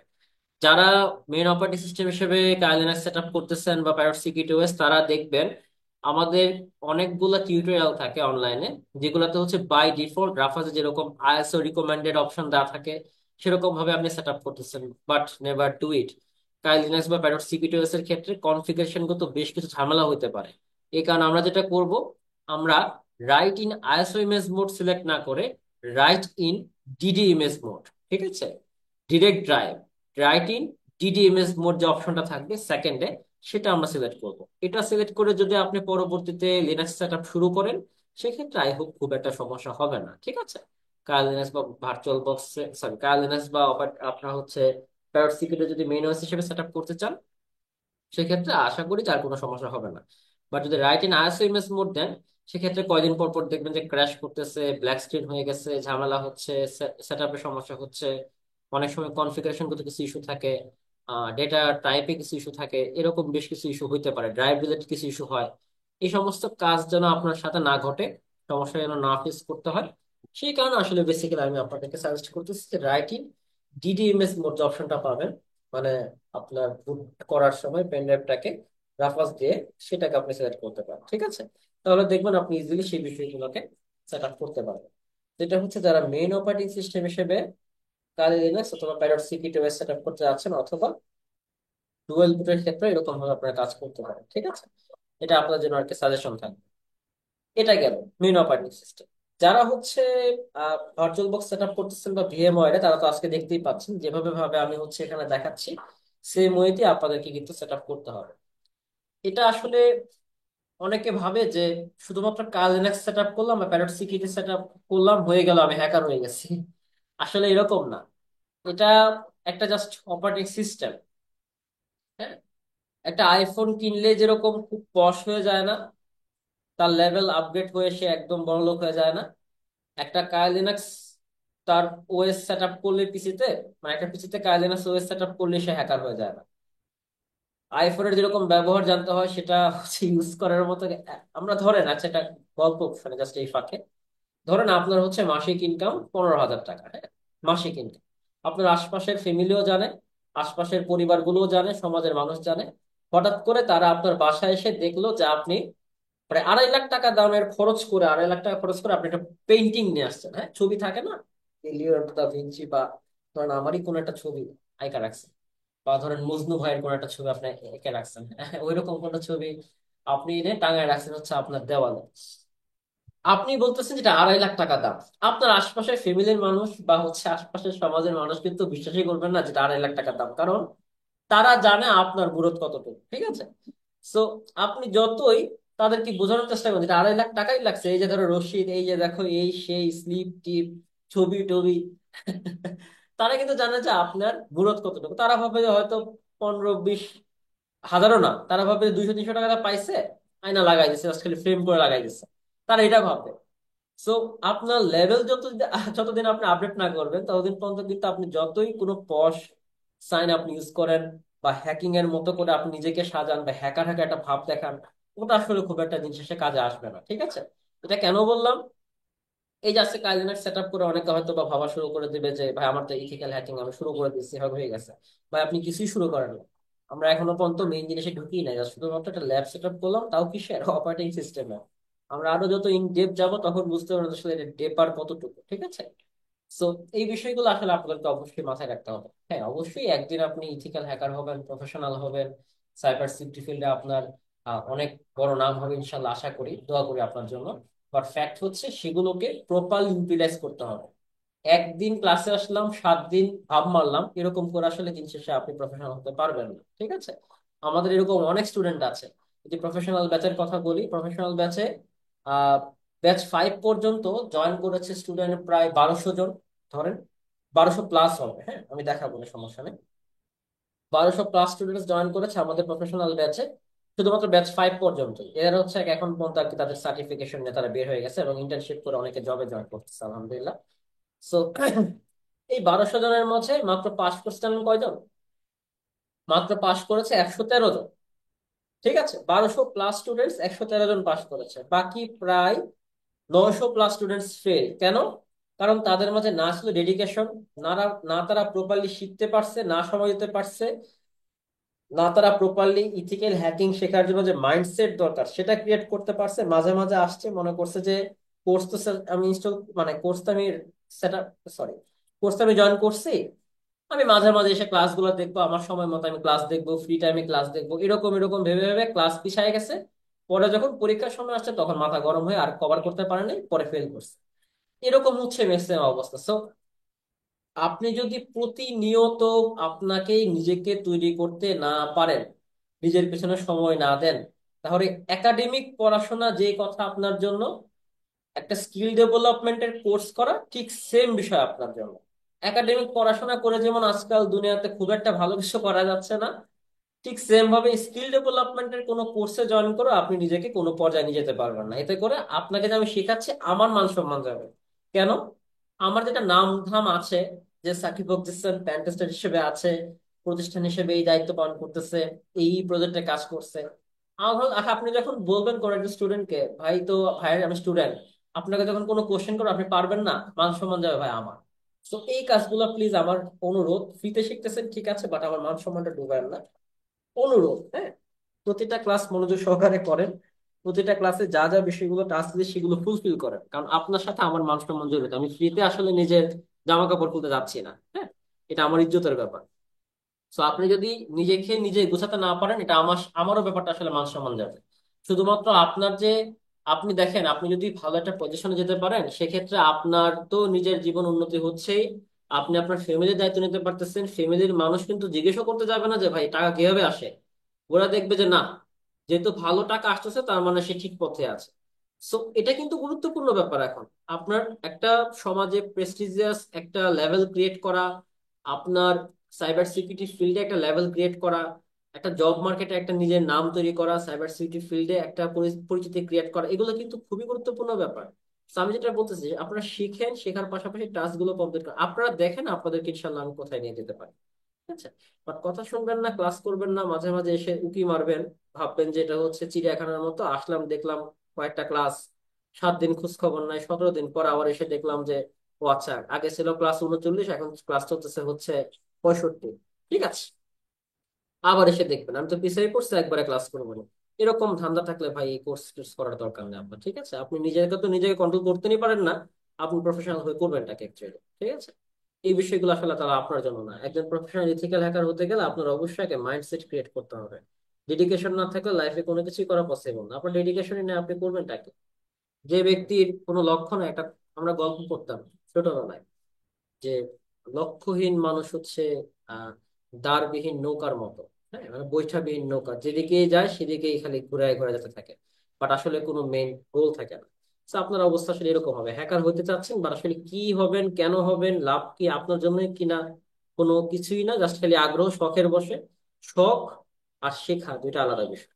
ঠিক আছে, শখের বসে আপনি চাইলে একটা হ্যাকার মাস্ক লাগিয়েও নিজেকে ভাব দেখাতে পারেন, বাট একজন প্রফেশনাল হ্যাকার হলে আপনার মানে যে বিষয়, যে আপনি আপনার কথা শুনতেছেন, চিন্তা করেন আপনি আমার কথা শুনতেছেন এতক্ষণ যাবত, একটা সেট আপ চলতেছে, তারপর আপনি আমার বক বক শুনতেছেন। কেন শুনতেছেন? কারণ আমার মাঝে সেই নলেজটা আছে, আমি আপনাকে সেটা আপনাকে দেওয়ার চেষ্টা করতেছি। তো আপনি যখন কিছু জানবেনই না, আপনার কথা তো দূরের কথা, আপনার সাথে কেউ ওই বিষয়ে না কথাই বলতে আসবে না। ঠিক আছে, বোঝা যাবে যে আপনার কি অবস্থা। সো এই বিষয়গুলো আসলে ফাপড় মারা বন্ধ করতে হবে। ঠিক আছে, ফাপড় না মেরে যেগুলো শিখতেছেন সেগুলোকে প্রপারলি ইউজ করা শুরু করেন। ঠিক আছে, আপনার নিজেকে আসলে শো করতে হবে সেভাবে, কারণ সাইবার সিকিউরিটি ফিল্ডে আপনি যদি এগোতে চান, প্রফেশনাল লাইফে আপনার কেরিয়ার করতে চাচ্ছেন, ইনকাম করতে চাচ্ছেন, আপনার কমিউনিকেশন যেরকম বিল্ড আপ করা প্রয়োজন, সেরকম পাশাপাশি আপনার নিজেকে তৈরি করাটা মানে প্রয়োজন। হ্যাঁ, এরকম না যে এখানে এটা লাগবে না ওটা লাগবে না। দেখেন, সাইবার সিকিউরিটি ফিল্ডটা আসলে এরকম না যে জাস্ট গত পরশুদিন কম্পিউটার কিনলাম, বা আমার হচ্ছে মনে হঠাৎ করে শখ হইলো সাইবার সিকিউরিটি এক্সপার্ট হয়ে যাবো, আমি কম্পিউটার কিনে হ্যাকার হওয়া শুরু করে দিলাম। ব্যাপারটা আসলে এরকম না, একটা ওয়ে থাকে। হ্যাঁ, আমি যেরকম আপনাদেরকে বলছিলাম না যে আমাদের গাইডলাইনের ভিডিওতে, যে যে ব্যক্তি ডাক্তার বা ইঞ্জিনিয়ার হবে তাকে কিন্তু অবশ্যই স্টেপ বাই স্টেপ এগিয়ে তারপর ডাক্তার বা ইঞ্জিনিয়ার হওয়া লাগতেছে। প্রথমে ক্লাস 5 পাস করবে, ক্লাস 8 পাস করবে, ক্লাস 10 পাস করবে, তারপর কলেজ পাস করবে, ভালো রেজাল্ট করবে, দেন হচ্ছে সে মেডিকেল বা ইঞ্জিনিয়ার চান্স পাবে। তো এরকম প্রতিটা ধাপে ধাপে নিজেকে আসলে গুছানো হয়। ঠিক আছে, ইথিক্যাল হ্যাকিং ফিল্ডেও আপনি যখন প্রফেশনাল হতে যাবেন, আপনাকে প্রতিটা লেভেলে নিজেকে তৈরি করতে হচ্ছে। একজন প্রফেশনাল হ্যাকার শুধুমাত্র হ্যাকিং এর ওয়ে গুলো জানে ব্যাপারটা এরকম না, তাকে অনেকগুলো বিষয় জানতে হয়। আচ্ছা, এটা নিয়ে একটু পর আসতেছি। দেখেন, এখানে বাই ডিফল্ট যেরকম আছে সেম ভাবে রেখে দেবেন, আলাদা করে আবার পাইতারি করে জিনোম মারতে যায় না, ক্যাডি প্লাজমা এগুলো সেট আপ করতে যায় না। কেন না? কারণ কয়দিন পরে মাঝে মাঝে হচ্ছে প্যাকেজ রিলেটেড ইস্যু হয় জিনোমের ক্ষেত্রে, তখন কিন্তু হেভি লেভেলে ঝামেলায় পড়ে যাবেন, আবার দেখা যাবে কাইনেস সেট আপ করা লাগছে, বা আপনাকে আবার নতুন ভাবে সেগুলো কাস্টমাইজ করা লাগছে। এত ঝামেলা করার চেয়ে বাই ডিফল্ট এখানে যেরকম আছে সেম ভাবে রেখে কন্টিনিউ করে দেন। ঠিক আছে, যেটা বলতেছিলাম। তো ফ্যাক্টটা হচ্ছে যে আপনাকে, কোথায় যেন ছিলাম ভুলে গেছি। আপনার লাইভ ক্লাস করলে হয়তো এটা মনে করতে পারতেন আমাকে এখন। যাই হোক, সমস্যা নাই, তারপরও বলে দিচ্ছি, সমস্যা নাই। যে আসলে আপনাকে নিজেকে তৈরি করতে হবে। এখন আপনি যদি আসলে প্রফেশনালিজম মেনটেন না করতে পারেন, আচ্ছা যেটা বলতেছিলাম যে আসলে নিজেকে তৈরি করার ক্ষেত্রে আপনাকে স্টেপ বাই স্টেপ আগাইতে হবে। এখন স্টেপ বাই স্টেপ আগানোর ক্ষেত্রে বেশ কিছু ওয়ে থাকে, বেশ কিছু বিষয় থাকে, শিখে শিখে আগানো, সময় নিয়ে আগানোটা গুরুত্বপূর্ণ। একজন প্রফেশনাল ইথিক্যাল হ্যাকার তখনই প্রফেশনাল হয় যখন তার এক্সট্রা কিছু কো কারিকুলার অ্যাক্টিভিটিস সম্পর্কে আইডিয়া থাকে। এখন আমি বলতেছি না যে ভাই আপনি নাচ গান করেন না, এগুলোকে আমি এখানে প্রাধান্য দিচ্ছি না। একজন প্রফেশনাল সিকিউরিটি এক্সপার্ট, ধরেন আপনি এখন ওয়েব সিকিউরিটি নিয়ে আপনি শিখতে যাচ্ছেন, ঠিক আছে? Web security, web web application security বলতে আপনি ওয়েবসাইটের সিকিউরিটি টেস্ট করবেন। এখন আপনি জানেন না জাভাস্ক্রিপ্ট, আপনি জানেন না ব্যাশ স্ক্রিপ্ট, আপনি জানেন না ওয়েবসাইটের ক্ষেত্রে আসলে কি কি, একদম যে মাস্টার ডেভেলপার হওয়া লাগে এরকম না। আপনার অন্তত ওয়েবসাইট সম্পর্কে একটা মেজর ধারণা থাকা উচিত, যে আসলে এই ওয়েবসাইটে কোন কোন বিষয়গুলো টেস্ট করলে আমি বুঝতে পারবো যে ওয়েবসাইটটা ভালনারেবল বা এখানে বাগ আছে। আমি শব্দটা কিন্তু বলছি ভালনারেবল, অনেকে ভুলনারেবল, ভুলাবল, এসব এসব বলে, এগুলো বাদ দিবেন। আমার ক্লাস করলে একদম এক্সাক্ট যা বলবো সেগুলো আপনার মাথায় রাখতে হবে। শব্দটা কি বললাম? ভালনারেবল, ঠিক আছে? আপনাকে বলতেছি শব্দটা কি বললাম বলেন, আমার সাথে সাথে বলেন। ভালনারেবল, ঠিক আছে? ক্লাস যখন নিচ্ছে আমার সাথে সাথে বলবেন, যতই এটা রেকর্ডেড ক্লাস হোক, তারপর আপনাকে এভাবে বলতে হবে। সো ভালনারেবল বা ভালনারেবিলিটি, এটার জন্যই কিছু আসলে বেসিক্যালি আমরা কাজ করি। আমাদের কাজটাই হচ্ছে ডেভেলপারদের দোষ খোঁজা, তাই না? সো ডেভেলপার হওয়া লাগবে, তারপর আমাকে সিকিউরিটি এক্সপার্ট হবে, ব্যাপারটা এরকম না। বাট ডেভেলপার কিভাবে সেটা ডেভেলপ করছে ওটার মতো আপনাকে অন্তত আইডিয়া জেনারেট করতে হবে, যে বুঝতে হবে যে এই জায়গায় যদি আমি এই লজিকটাকে বাইপাস করতে পারি, সেক্ষেত্রে আমি পুরোপুরি ভাবে সেটার অ্যাক্সেস নিতে পারবো। ধরেন, এটা হালকা একটা আইডিয়াও দিয়ে দিই আপনাদেরকে, হ্যাঁ। ধরেন আমরা অনেক সময় দেখা যায় না যে, ধরেন আপনি কোন একটা জিনিস কিনতে গেলেন দারাজে। এখন দারাজ আপনাকে বলতেছে যে আপনি এটা সিলেক্ট করেন, ওটা সিলেক্ট করেন, ঠিক আছে, add to cart, go to cart এরকম দেন। তা আপনি ধরেন এইটা জিনিস কিনলেন, ওটা জিনিস সিলেক্ট করলেন, ওটা কিনলেন, এটা সিলেক্ট করলেন, এরকম চার পাঁচটা জিনিস সিলেক্ট করে আপনি হচ্ছে গেলেন, অ্যাড টু কার্ট দিলেন সব কটাকে, এই চার পাঁচটা জিনিস গেল গো টু কার্টে। প্রতিটার দাম ধরলাম 10 টাকা করে। পাঁচটা জিনিস কিনছেন বা পাঁচটা জিনিস সিলেক্ট করছেন, পাঁচটার দাম হবে টোটাল 50 টাকা, রাইট? হ্যাকারের কিন্তু এখানে কাজটা হচ্ছে ইথিক্যাল না, আনইথিক্যালের কথা বলতেছি। ইথিক্যালের ব্যাপারটা আমি বলবো এখানে, আসলে আমাদের ইথিক্যাল হ্যাকারদের এবং হ্যাকারদের পার্থক্যটা আসলে কোথায় হয়। হ্যাকারের কাজটা হবে এই যে 50 টাকা হইছে, 50 টাকা তোমাকে পেমেন্ট করতে হবে। আমি ধরলাম এখানে ক্যাশ অন ডেলিভারি নাই, অপশন নাই, বলছি কি আপনাকে পেমেন্ট করলেই তারপর ডেলিভারি দেওয়া হবে। 50 টাকা এখানে আসলো, এখন আমি যদি এটাকে কিনতে যাই, হ্যাকারের পার্সপেক্টিভ থেকে হবে কি, আমি চেষ্টা করব এখানে যে লজিকটা আছে, যে পেমেন্ট অপশনে ক্লিক করলে তারপর সেখান থেকে আমার নাম্বার চাইবে, নগদ বিকাশ যেটাই আসুক, সেখানে আমার নাম্বার দেওয়া লাগবে, টাকাটা নিবে, টাকা কেটে নিয়ে যাবে, তারপর সেখান থেকে সেটা অটোমেটিক্যালি কাজ করবে, সেখানে কাজের ভিত্তিতে আমাকে বলবে হ্যাঁ আপনার পেমেন্ট কমপ্লিট, এই যে আপনার প্রোডাক্টটা আমরা পার্চেসের জন্য পাঠিয়ে দিলাম। এই যে পুরো একটা মেকানিজম, দেখছেন কতগুলো কাজ এখানে হয়েছে। এই যে পুরো মেকানিজম, এটাকে কিভাবে বাইপাস করা যায়, এটা হবে হচ্ছে হ্যাকারদের কাজ। এটা কাদের কাজ? এটা হচ্ছে হ্যাকারদের কাজ। ইথিক্যাল হ্যাকাররা কি করবে? ইথিক্যাল হ্যাকাররা করবে হচ্ছে সেম কাজটাই করবে, বাট তাদের পার্থক্যটা কোথায়? তারা যদি এভাবে বাইপাস করতে পারে, হ্যাকার হচ্ছে বাইপাস করে সেই 50 টাকার জায়গায় 0 টাকা বানিয়ে জিনিসটা সে কিনে নেবে, তার স্পেসে সে পার্সেল পাঠিয়ে দেবে। বাট ইথিক্যাল হ্যাকারের কাজটা হচ্ছে এই যে বাইপাসটা হচ্ছে, এটা সে এনশিওর করবে যে এখানে আসলে বাইপাস হচ্ছে কিনা। বাইপাস যদি হয়, 0 টাকার অবস্থা যদি চলে যায়, সাথে সাথে সে করবে কি, ওই ওয়েবসাইটের যে আপনার অ্যাডমিনিস্ট্রেশন আছে, বা যারা সেই ডেভেলপমেন্ট টিম আছে, বা যারা ওনার আছে, হ্যাঁ, ওই ওয়েবসাইট বা ওই ধরেন দারাজেরই, তাদেরকে সে ইমেল করবে, আপনাদের ওয়েবসাইটে আমি এরকম কিছু ভালনারেবিলিটি পেয়েছি যেটার মাধ্যমে চাইলে পেমেন্ট বাইপাস করা পসিবল। আপনারা কি সেই বিষয়ে আমার সাথে বিস্তারিত আলোচনা করতে আগ্রহী কিনা? শুরুতেই একেবারে সব আমরা রিপোর্ট দিয়ে দিই না যে ভাই আপনার এখানে এই পাইছি ওই পাইছি। দেখেন, এগুলো আমরা কখনোই করি না। এই কাজগুলো যদি আপনি করেন তখন সে আপনাকে যে রিপ্লাই দেয় যে ভাই ঠিক আছে, থ্যাংক ইউ সো মাচ, আপনার সাথে আমরা আলোচনা করব, এটা পাইলে তো আলহামদুলিল্লাহ ভালো। একটা কিছু আপনি পাবেন। আর যদি বলে যে আপনার টেস্ট করতে বলছে কে, তাইলে বুঝবেন যে ভাই এদের সাথে আসলে কথা বলে কোনো লাভ নাই। আপনি যা পাইছেন সেটা প্রয়োজনে যদি ইথিক্যালি আপনার মনে হয় যেটা নিয়ে আসলে তাদেরকে কথা বলা উচিত, আপনি তাদেরকে ফ্রিতে দিতে পারেন। আর যদি মনে হয় যে না ভাই আমি এত কষ্ট করে পাইছি আমি ফ্রিতে কেন দেবো, সেক্ষেত্রে আপনি সেটাকে ভালনারেবিলিটি ডিসক্লোজার প্রোগ্রাম হিসেবে যদি তারা কোনো সময় আপনার কাছে চায়, বা সেরকম যদি রেসপন্সিবল ডিসক্লোজার প্রোগ্রাম হিসেবে আসে, সেক্ষেত্রে আপনি সেটা সাবমিট করতে পারেন। ঠিক আছে। এখন এই কাজগুলোই করা হচ্ছে বিভিন্ন বাগ হান্টিং প্ল্যাটফর্ম গুলা। আমরা আপনাদের সাথে শেয়ার করবেন, সেটা সমস্যা নেই। বাগ হান্টিং প্ল্যাটফর্ম গুলোতে হয় কি, এই যে ধরেন যারাদের কথা বললাম এটা বাদ দেন, অন্যান্য যে বিশ্বের যে কোনো যে প্রতিষ্ঠানগুলো আছে, যেমন চ্যাট জিপিটির প্রতিষ্ঠান আছে আপনার, ধরেন ওপেন এআই, ফেসবুকের প্রতিষ্ঠান আছে মেটা, তারপর ধরেন টেসলা, যেটা হচ্ছে আমাদের ইলন মাস্কের প্রতিষ্ঠান টেসলা, তারপর হচ্ছে এরকম অনেক প্রতিষ্ঠান আছে না, যেমন ধরেন ফেসবুক, টেলিগ্রাম, টুইটার, এরকম অনেক ধরনের প্রতিষ্ঠান আছে। এই প্রতিষ্ঠানগুলো হচ্ছে নিজে থেকে তারা হ্যাকারদেরকে বলে যে আপনারা যদি কোনো ধরনের বাগ খুঁজে পান, বাগ, বাগ মানে কি, ভুল বা ভালনারেবিলিটি, এই বিষয়গুলো যদি খুঁজে পান সেক্ষেত্রে প্লিজ আমাদেরকে রিপোর্ট করেন। এর বিনিময়ে আমরা চেষ্টা করব আপনাকে বাউন্টি দেওয়ার, অথবা কোনো একটা রিকগনিশন দেওয়ার, এটাকে হল অফ ফেমও বলে থাকে। অনেক ক্ষেত্রে সোয়াট পাঠায়, দেখবেন আপনার যদি কোনো কানেকশন এরকম কেউ থাকে যে সিকিউরিটি এক্সপার্ট, সে হচ্ছে নাসা থেকে হয়তো বা আপনার হচ্ছে একটা টি শার্ট পাইছে, বা নাসা থেকে সে হল অফ ফেম পাইছে, মানে তার নামে একটা রিকমেন্ডেশন লেটার পাঠাইছে যে আপনাকে ধন্যবাদ আমাদের এখানে টেস্ট করার জন্য, আপনার জন্য আমাদের এই টেস্ট গুলার জন্য আমরা এই বিষয়গুলো সিকিউর করতে পেরেছি। এভাবে বেসিক্যালি আমরা কাজ করি। আমাদের কাজটা কিন্তু আসলে ইথিক্যাল হ্যাকারদের কাজ এরকম না যে ভাই রাত 3টা পর্যন্ত জেগে আছি, ক্লায়েন্ট আমাকে একটা বিট করতেছে, আমি এখানে গিয়ে দেখবো যে ভাই কখন আসছে। আসলে এত টাইম ভাই আমাদের নাই, ওই টাইমটা আমরা প্র্যাকটিস বা শেখার জন্য সময় দিই। ইথিক্যাল হ্যাকারদের অ্যাপ্রোচটা হবে এরকম, লাইক এ বাগ হান্টার্স। ওকে, আপনি যদি ইন্ডিপেন্ডেন্ট সিকিউরিটি এক্সপার্ট হতে চান সেক্ষেত্রে আপনি বাগ হান্টিং দিয়ে শুরু করতে চান বা শুরু করতে পারেন। আমাদের কিন্তু আলটিমেট গোল বাগ হান্টার হওয়া না, আমাদের আলটিমেট গোল হচ্ছে প্রফেশনাল লাইফে ঢোকা, কর্পোরেট লাইফে ঢোকা।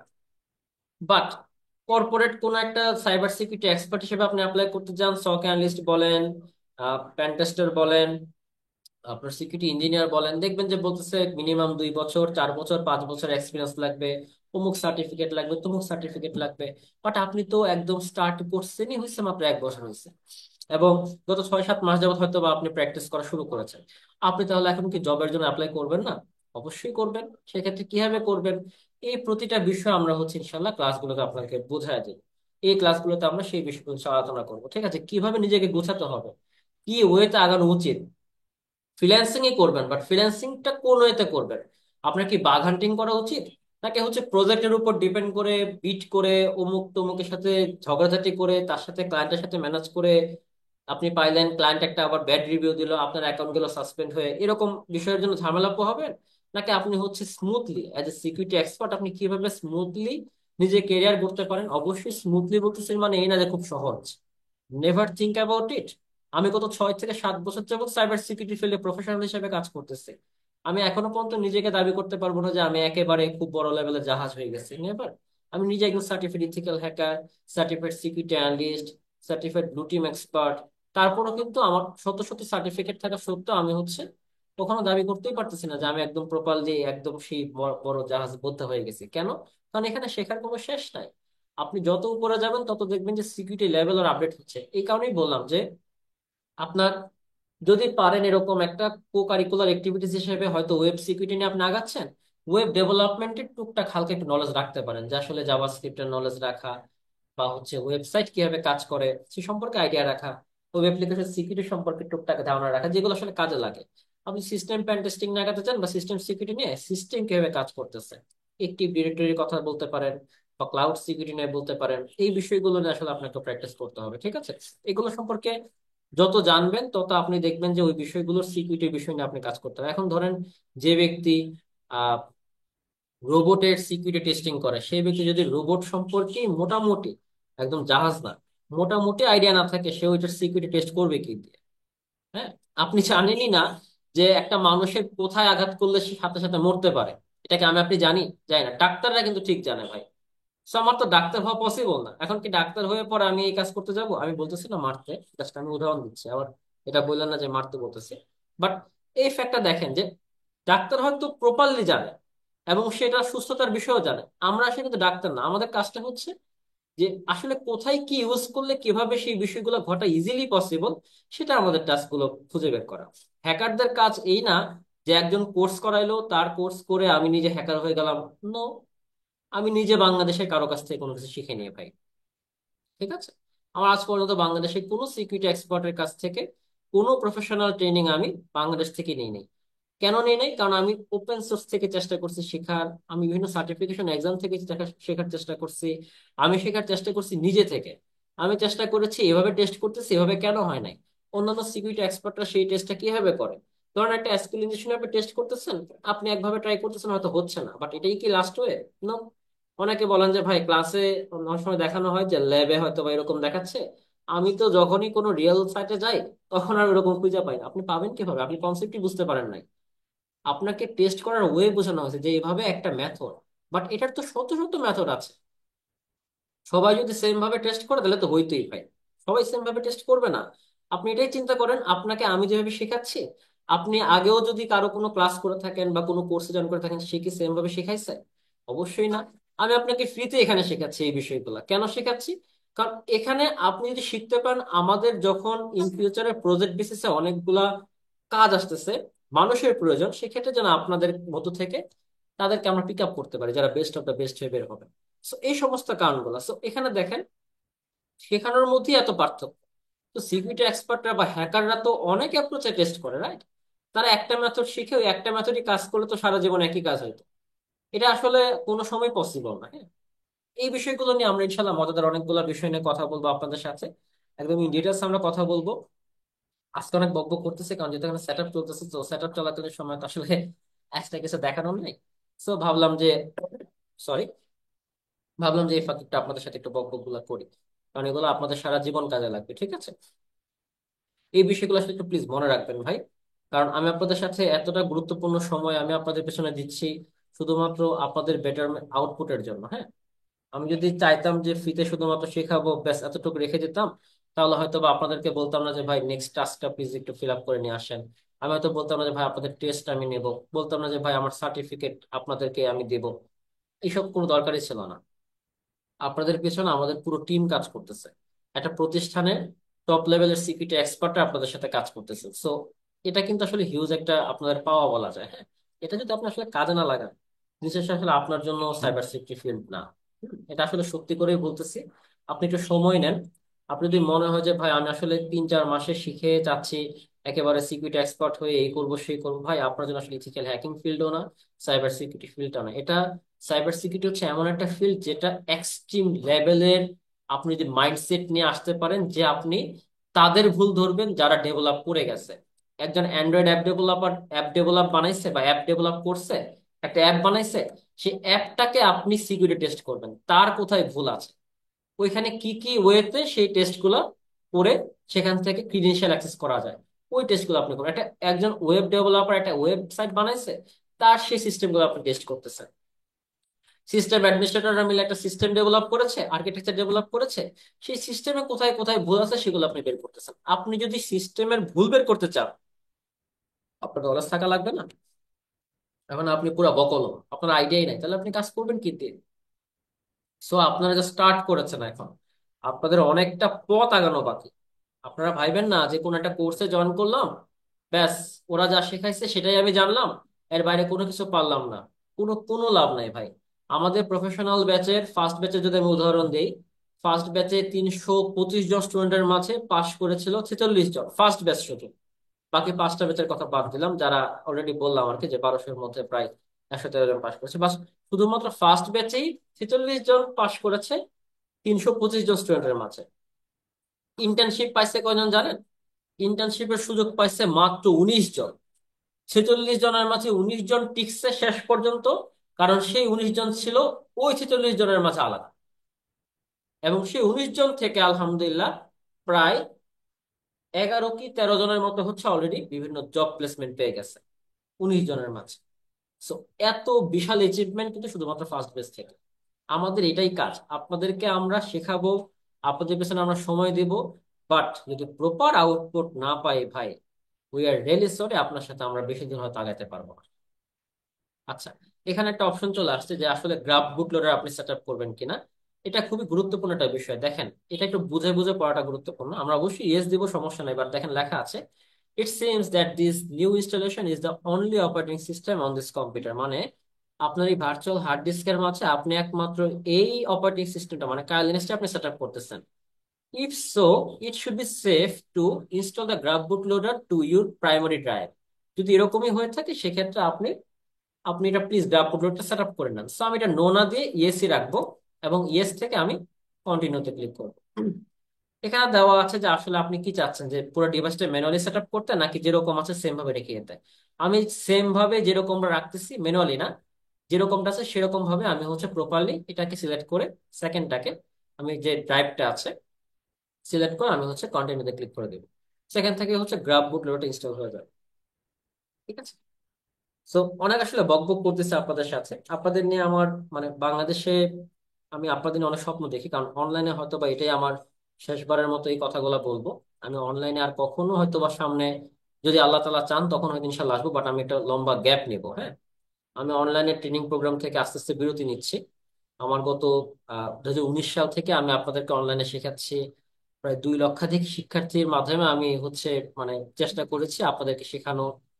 প্রায় 27,000-এর মতো রেজিস্টার্ড স্টুডেন্ট আছেন আমাদের। আলহামদুলিল্লাহ আমি চেষ্টা করেছি আপনাদের মাঝে সেই বিষয়গুলো পৌঁছানো। বাট আসলে একটা বিষয় হচ্ছে, যেহেতু আমি মানে পেইড স্টুডেন্টস যারা আছেন বা রেজিস্টার্ড স্টুডেন্টরা হয় কি যে শুধুমাত্র যারা জয়েন করে তারা শিখতে পারে, বাট আমার কাছে তো আসলে আগ্রহটা ছিল যে শুরু থেকেই আসলে আপনাদেরকে ব্রডলি শেখানো, যে আমি আসলে চাই আমার এই নলেজটা যেন অনলাইনে আপনারা বহুদূর পন্থায় এগিয়ে যেতে পারেন। ঠিক আছে। এবং সেই বিষয়গুলো যেন আপনারা শিখতে পারেন সেটার জন্য আসলে এইভাবে আর কি আপনাদের একটা ফ্রি সেশনের মাধ্যমে তৈরি করা। যে যেহেতু 2025-এর পর আমি অনলাইনে শেখানো বাদ দেবো, আমি কিন্তু একদম সাইবার সিটি ফিল্ড থেকে চলে যাচ্ছি না, ভাইবেন না যে ভাই সাইবার সিটি ফিল্ড ছেড়ে দিচ্ছেন নাকি, না। আমি সাইবার সিটি ফিল্ডে আছি। আমি হচ্ছে প্রফেশনাল হিসেবে আমার যে অ্যাক্টিভিটিস গুলো, কারণ শুধুমাত্র শেখাতে গেলে দেখা যায় ভাই আপনার পেছনে আমার 2 থেকে 3 ঘন্টা সময় যাচ্ছে, বাট এই সময়টা আমি হয়তো আমার প্রফেশনাল লাইফে স্পেন্ড করলে আমি এক্সট্রা অনেক কিছু আর্ন করতে পারতাম। ঠিক আছে। এই বিষয়গুলো আসলে আমার জন্য একটু প্যারাদায়ক হয়ে যাচ্ছে, এবং যেহেতু একটা পুরো কোম্পানির দায়িত্ব আমার কাঁধে, একটা পুরো প্রতিষ্ঠান এবং প্রতিষ্ঠানের প্রায় 27 জন কর্মকর্তা কর্মচারীর সাথে আমরা কানেক্টেড, প্রায় এখানে অনেকের পরিবার চলতেছে। ঠিক আছে। আমরা প্রজেক্ট বেসিসে কাজগুলো যদি আমরা প্রপারলি না করতে পারি, তাদের ফ্যামিলি হয়তো সেভাবে আমরা সাপোর্ট করতে পারবো না। সো এই বিষয়গুলো আমরা চাই যে আপনারা আমাদের ফ্যামিলি মেম্বার হিসেবে জয়েন করেন, আমাদের সাথে প্রজেক্টে জয়েন করেন, আমাদের সাথে সেই হাতে হাত মিলে আপনারা সেইখানে আসেন। এই কারণে আসলে বেসিক্যালি এই বিষয়গুলো করা, কারণ আমাদের কাছে আলহামদুলিল্লাহ সেভাবে আমরা কাজ করার চেষ্টা করতেছি এবং বাংলাদেশে একটা প্রপার ইম্প্যাক্ট ফেলার চেষ্টা করতেছি। তো সেই জন্য আসলে শেখানো যায় অনলাইনে, যেহেতু আমি চেষ্টা করেছি আপনাদেরকে ব্রডলি শেখানো। সো যারা আসলে এখনো অব্দি বঞ্চিত আছেন বা শিখতে পারেন নাই বা বিভিন্ন কারণে হয়তো আগ্রহ হারিয়ে ফেলছেন, বা হয়তো অন্যান্য বিভিন্ন জায়গায় শেখার পরে দেখা যাচ্ছে যে বিভিন্ন প্রতিষ্ঠানে হয় যে আসলে সব হয়তো বা ট্রেনারের ক্লাসও ভালো লাগে না। আমাদের শুধু ট্রেনারের কথা বলবো না, আমাদের ভার্সিটি লাইফ বলেন, কলেজ বলেন, স্কুল বলেন, সবখানেই সেম। ঠিক আছে। সবার ক্লাস কিন্তু ভালো লাগে না। আচ্ছা, একটু কন্টিনিউ করে দিচ্ছি। এই ক্ষেত্রে একটা ব্যাপার আছে, ইনস্টলেশন ইজ কমপ্লিট লেখা আছে, আমাদের হচ্ছে জাস্ট রিবুট করতে হবে, মানে এটা রিস্টার্ট বলা যায়। সো কন্টিনিউতে ক্লিক করব। যাদের মেইন অপারেটিং সিস্টেম তারা করবেন কি, কন্টিনিউতে ক্লিক করার সাথে সাথে, কন্টিনিউতে ক্লিক করার পর, আগেই না কিন্তু, আমি আবার বলতেছি, কন্টিনিউতে ক্লিক করার পর আপনার পেন ড্রাইভটা খুলে নেবেন, আবার পেন ড্রাইভ লাগা রেখে দেন না। আর যারা ভার্চুয়াল বক্সে আছেন তাদের তো পেন ড্রাইভ কোনো ঝামেলা নাই, সো জাস্ট খালি কন্টিনিউতে ক্লিক করে দেন। তো এটা রিস্টার্ট হয়ে যাবে এবং দেখবেন যে আমাদের কাইলিনাক্সটা ওপেন হয়ে যাবে। তো যেটা বলতেছিলাম ভাই, অনেক ট্রেনার হয়তো বা থাকেন বা অনেক টিচারও থাকেন, আমাদের সবার ক্লাস ভালো লাগে না, তাই না? So, এই বিষয়গুলোর জন্য হয়তো বা প্রপারলি আমরা বুঝতে পারি না, তো সেক্ষেত্রে অনেক সময় ইস্যু হয়। সো আমি চাচ্ছি যে আপনাদের জন্য সেই ভুল ধারণাগুলো আলহামদুলিল্লাহ কেটে উঠে এবং আপনারা প্রপারলি শিখতে পারেন। That's it.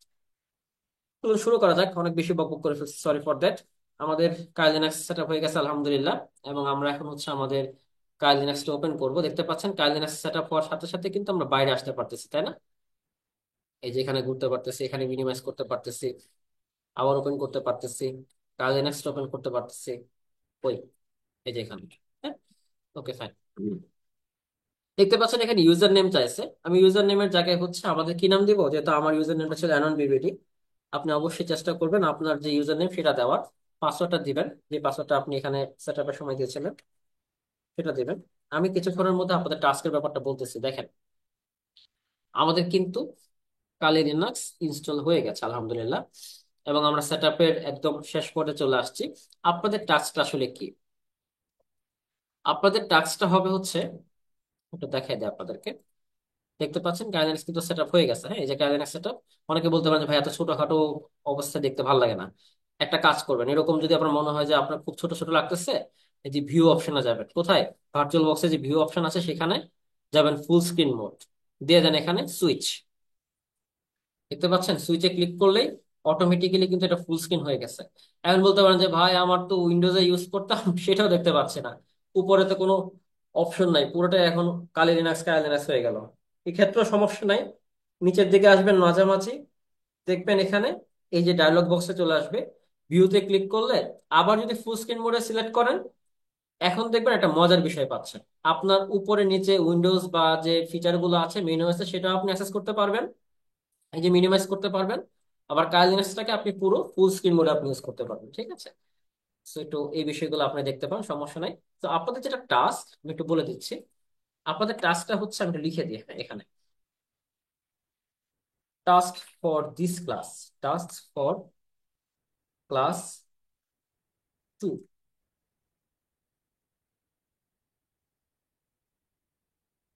সরি, আচ্ছা, টাস্ক ফর ক্লাস 2। আপনাদের হচ্ছে আজকে ল্যাব সেট আপের ক্লাসগুলো আমরা করলাম, জাস্ট শুধুমাত্র কাইল লিনাক্সটা সেট আপ করেছি। জাস্ট ইনভারনমেন্টটা কিভাবে সেট আপ করতে হয় সেই বিষয়গুলো আমরা দেখলাম।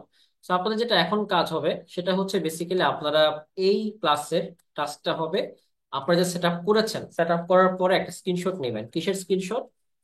আপনারা চলে যাবেন হচ্ছে আপনাদের কাইল লিনাক্সে, ওখান থেকে চলে যাবেন হচ্ছে টার্মিনালে। এটাকে বলা হচ্ছে টার্মিনাল। এটা কি বলে?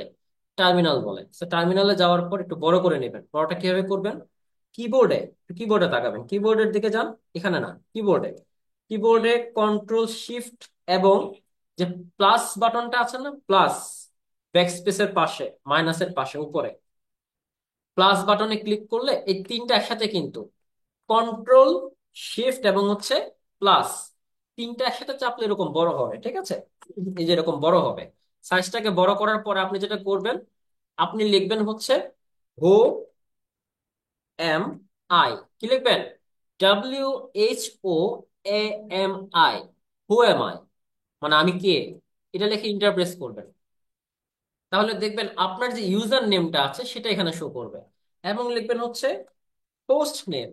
আপনার যে হোস্ট নেম, মানে আমরা হোস্ট নেম দিয়েছিলাম মনে আছে, হ্যাকার দিয়েছি, কেউ হয়তো কালি দিয়েছেন বা এরকম যেটাই দেন, হোস্ট নেম লিখে ইন্টারপ্রেস করবেন। আমারটা আছে হ্যাকার, এই যে এতটুকু লিখলাম, এনন বিবিটা এবং হ্যাকার, এতটুকু করবেন কি আপনি হচ্ছে এতটুকু একটা স্ক্রিনশট নেবেন। কিভাবে নেবেন? সরাসরি আপনি চাইলে কিবোর্ডের পিআরটি স্ক্রিন নামে একটা অপশন আছে, ট্যাব আছে কিবোর্ডের, একদম কিবোর্ডের তাকালে পাবেন পিআরটি স্ক্রিন, সেখানে গিয়ে আপনি নিতে পারেন, অথবা এখান থেকে চাইলে আপনি স্ক্রিনশট অপশন নিতে পারেন। এখানে স্ক্রিনশটের অপশন হচ্ছে, লিখবেন এই যে স্ক্রিনশট চলে আসবে। স্ক্রিনশট লেখার পর এখানে যাবেন, যাওয়ার পর লিখবেন হচ্ছে ইন্টার স্ক্রিন। সিলেক্ট করা দরকার নেই, পুরো স্ক্রিনটাই নেবেন। সরি, ইন্টার স্ক্রিনে এখানে এসে ওকেতে ক্লিক করবেন। দেখতে পাচ্ছেন এই যে একটা পুরো স্ক্রিনশট চলে আসছে। আমি যেটাকে ওপেন করি, শো ইন ফোল্ডার দেই, ওকে। দেখতে পাচ্ছেন এই যে এখানে একটা ফাইল নেম দেই, নাম দেবো হচ্ছে task02.png। হ্যাঁ, লিখে ইন্টারপ্রেস করলাম, এটা কিন্তু সেভ হয়ে গেল, এই যে দেখেন।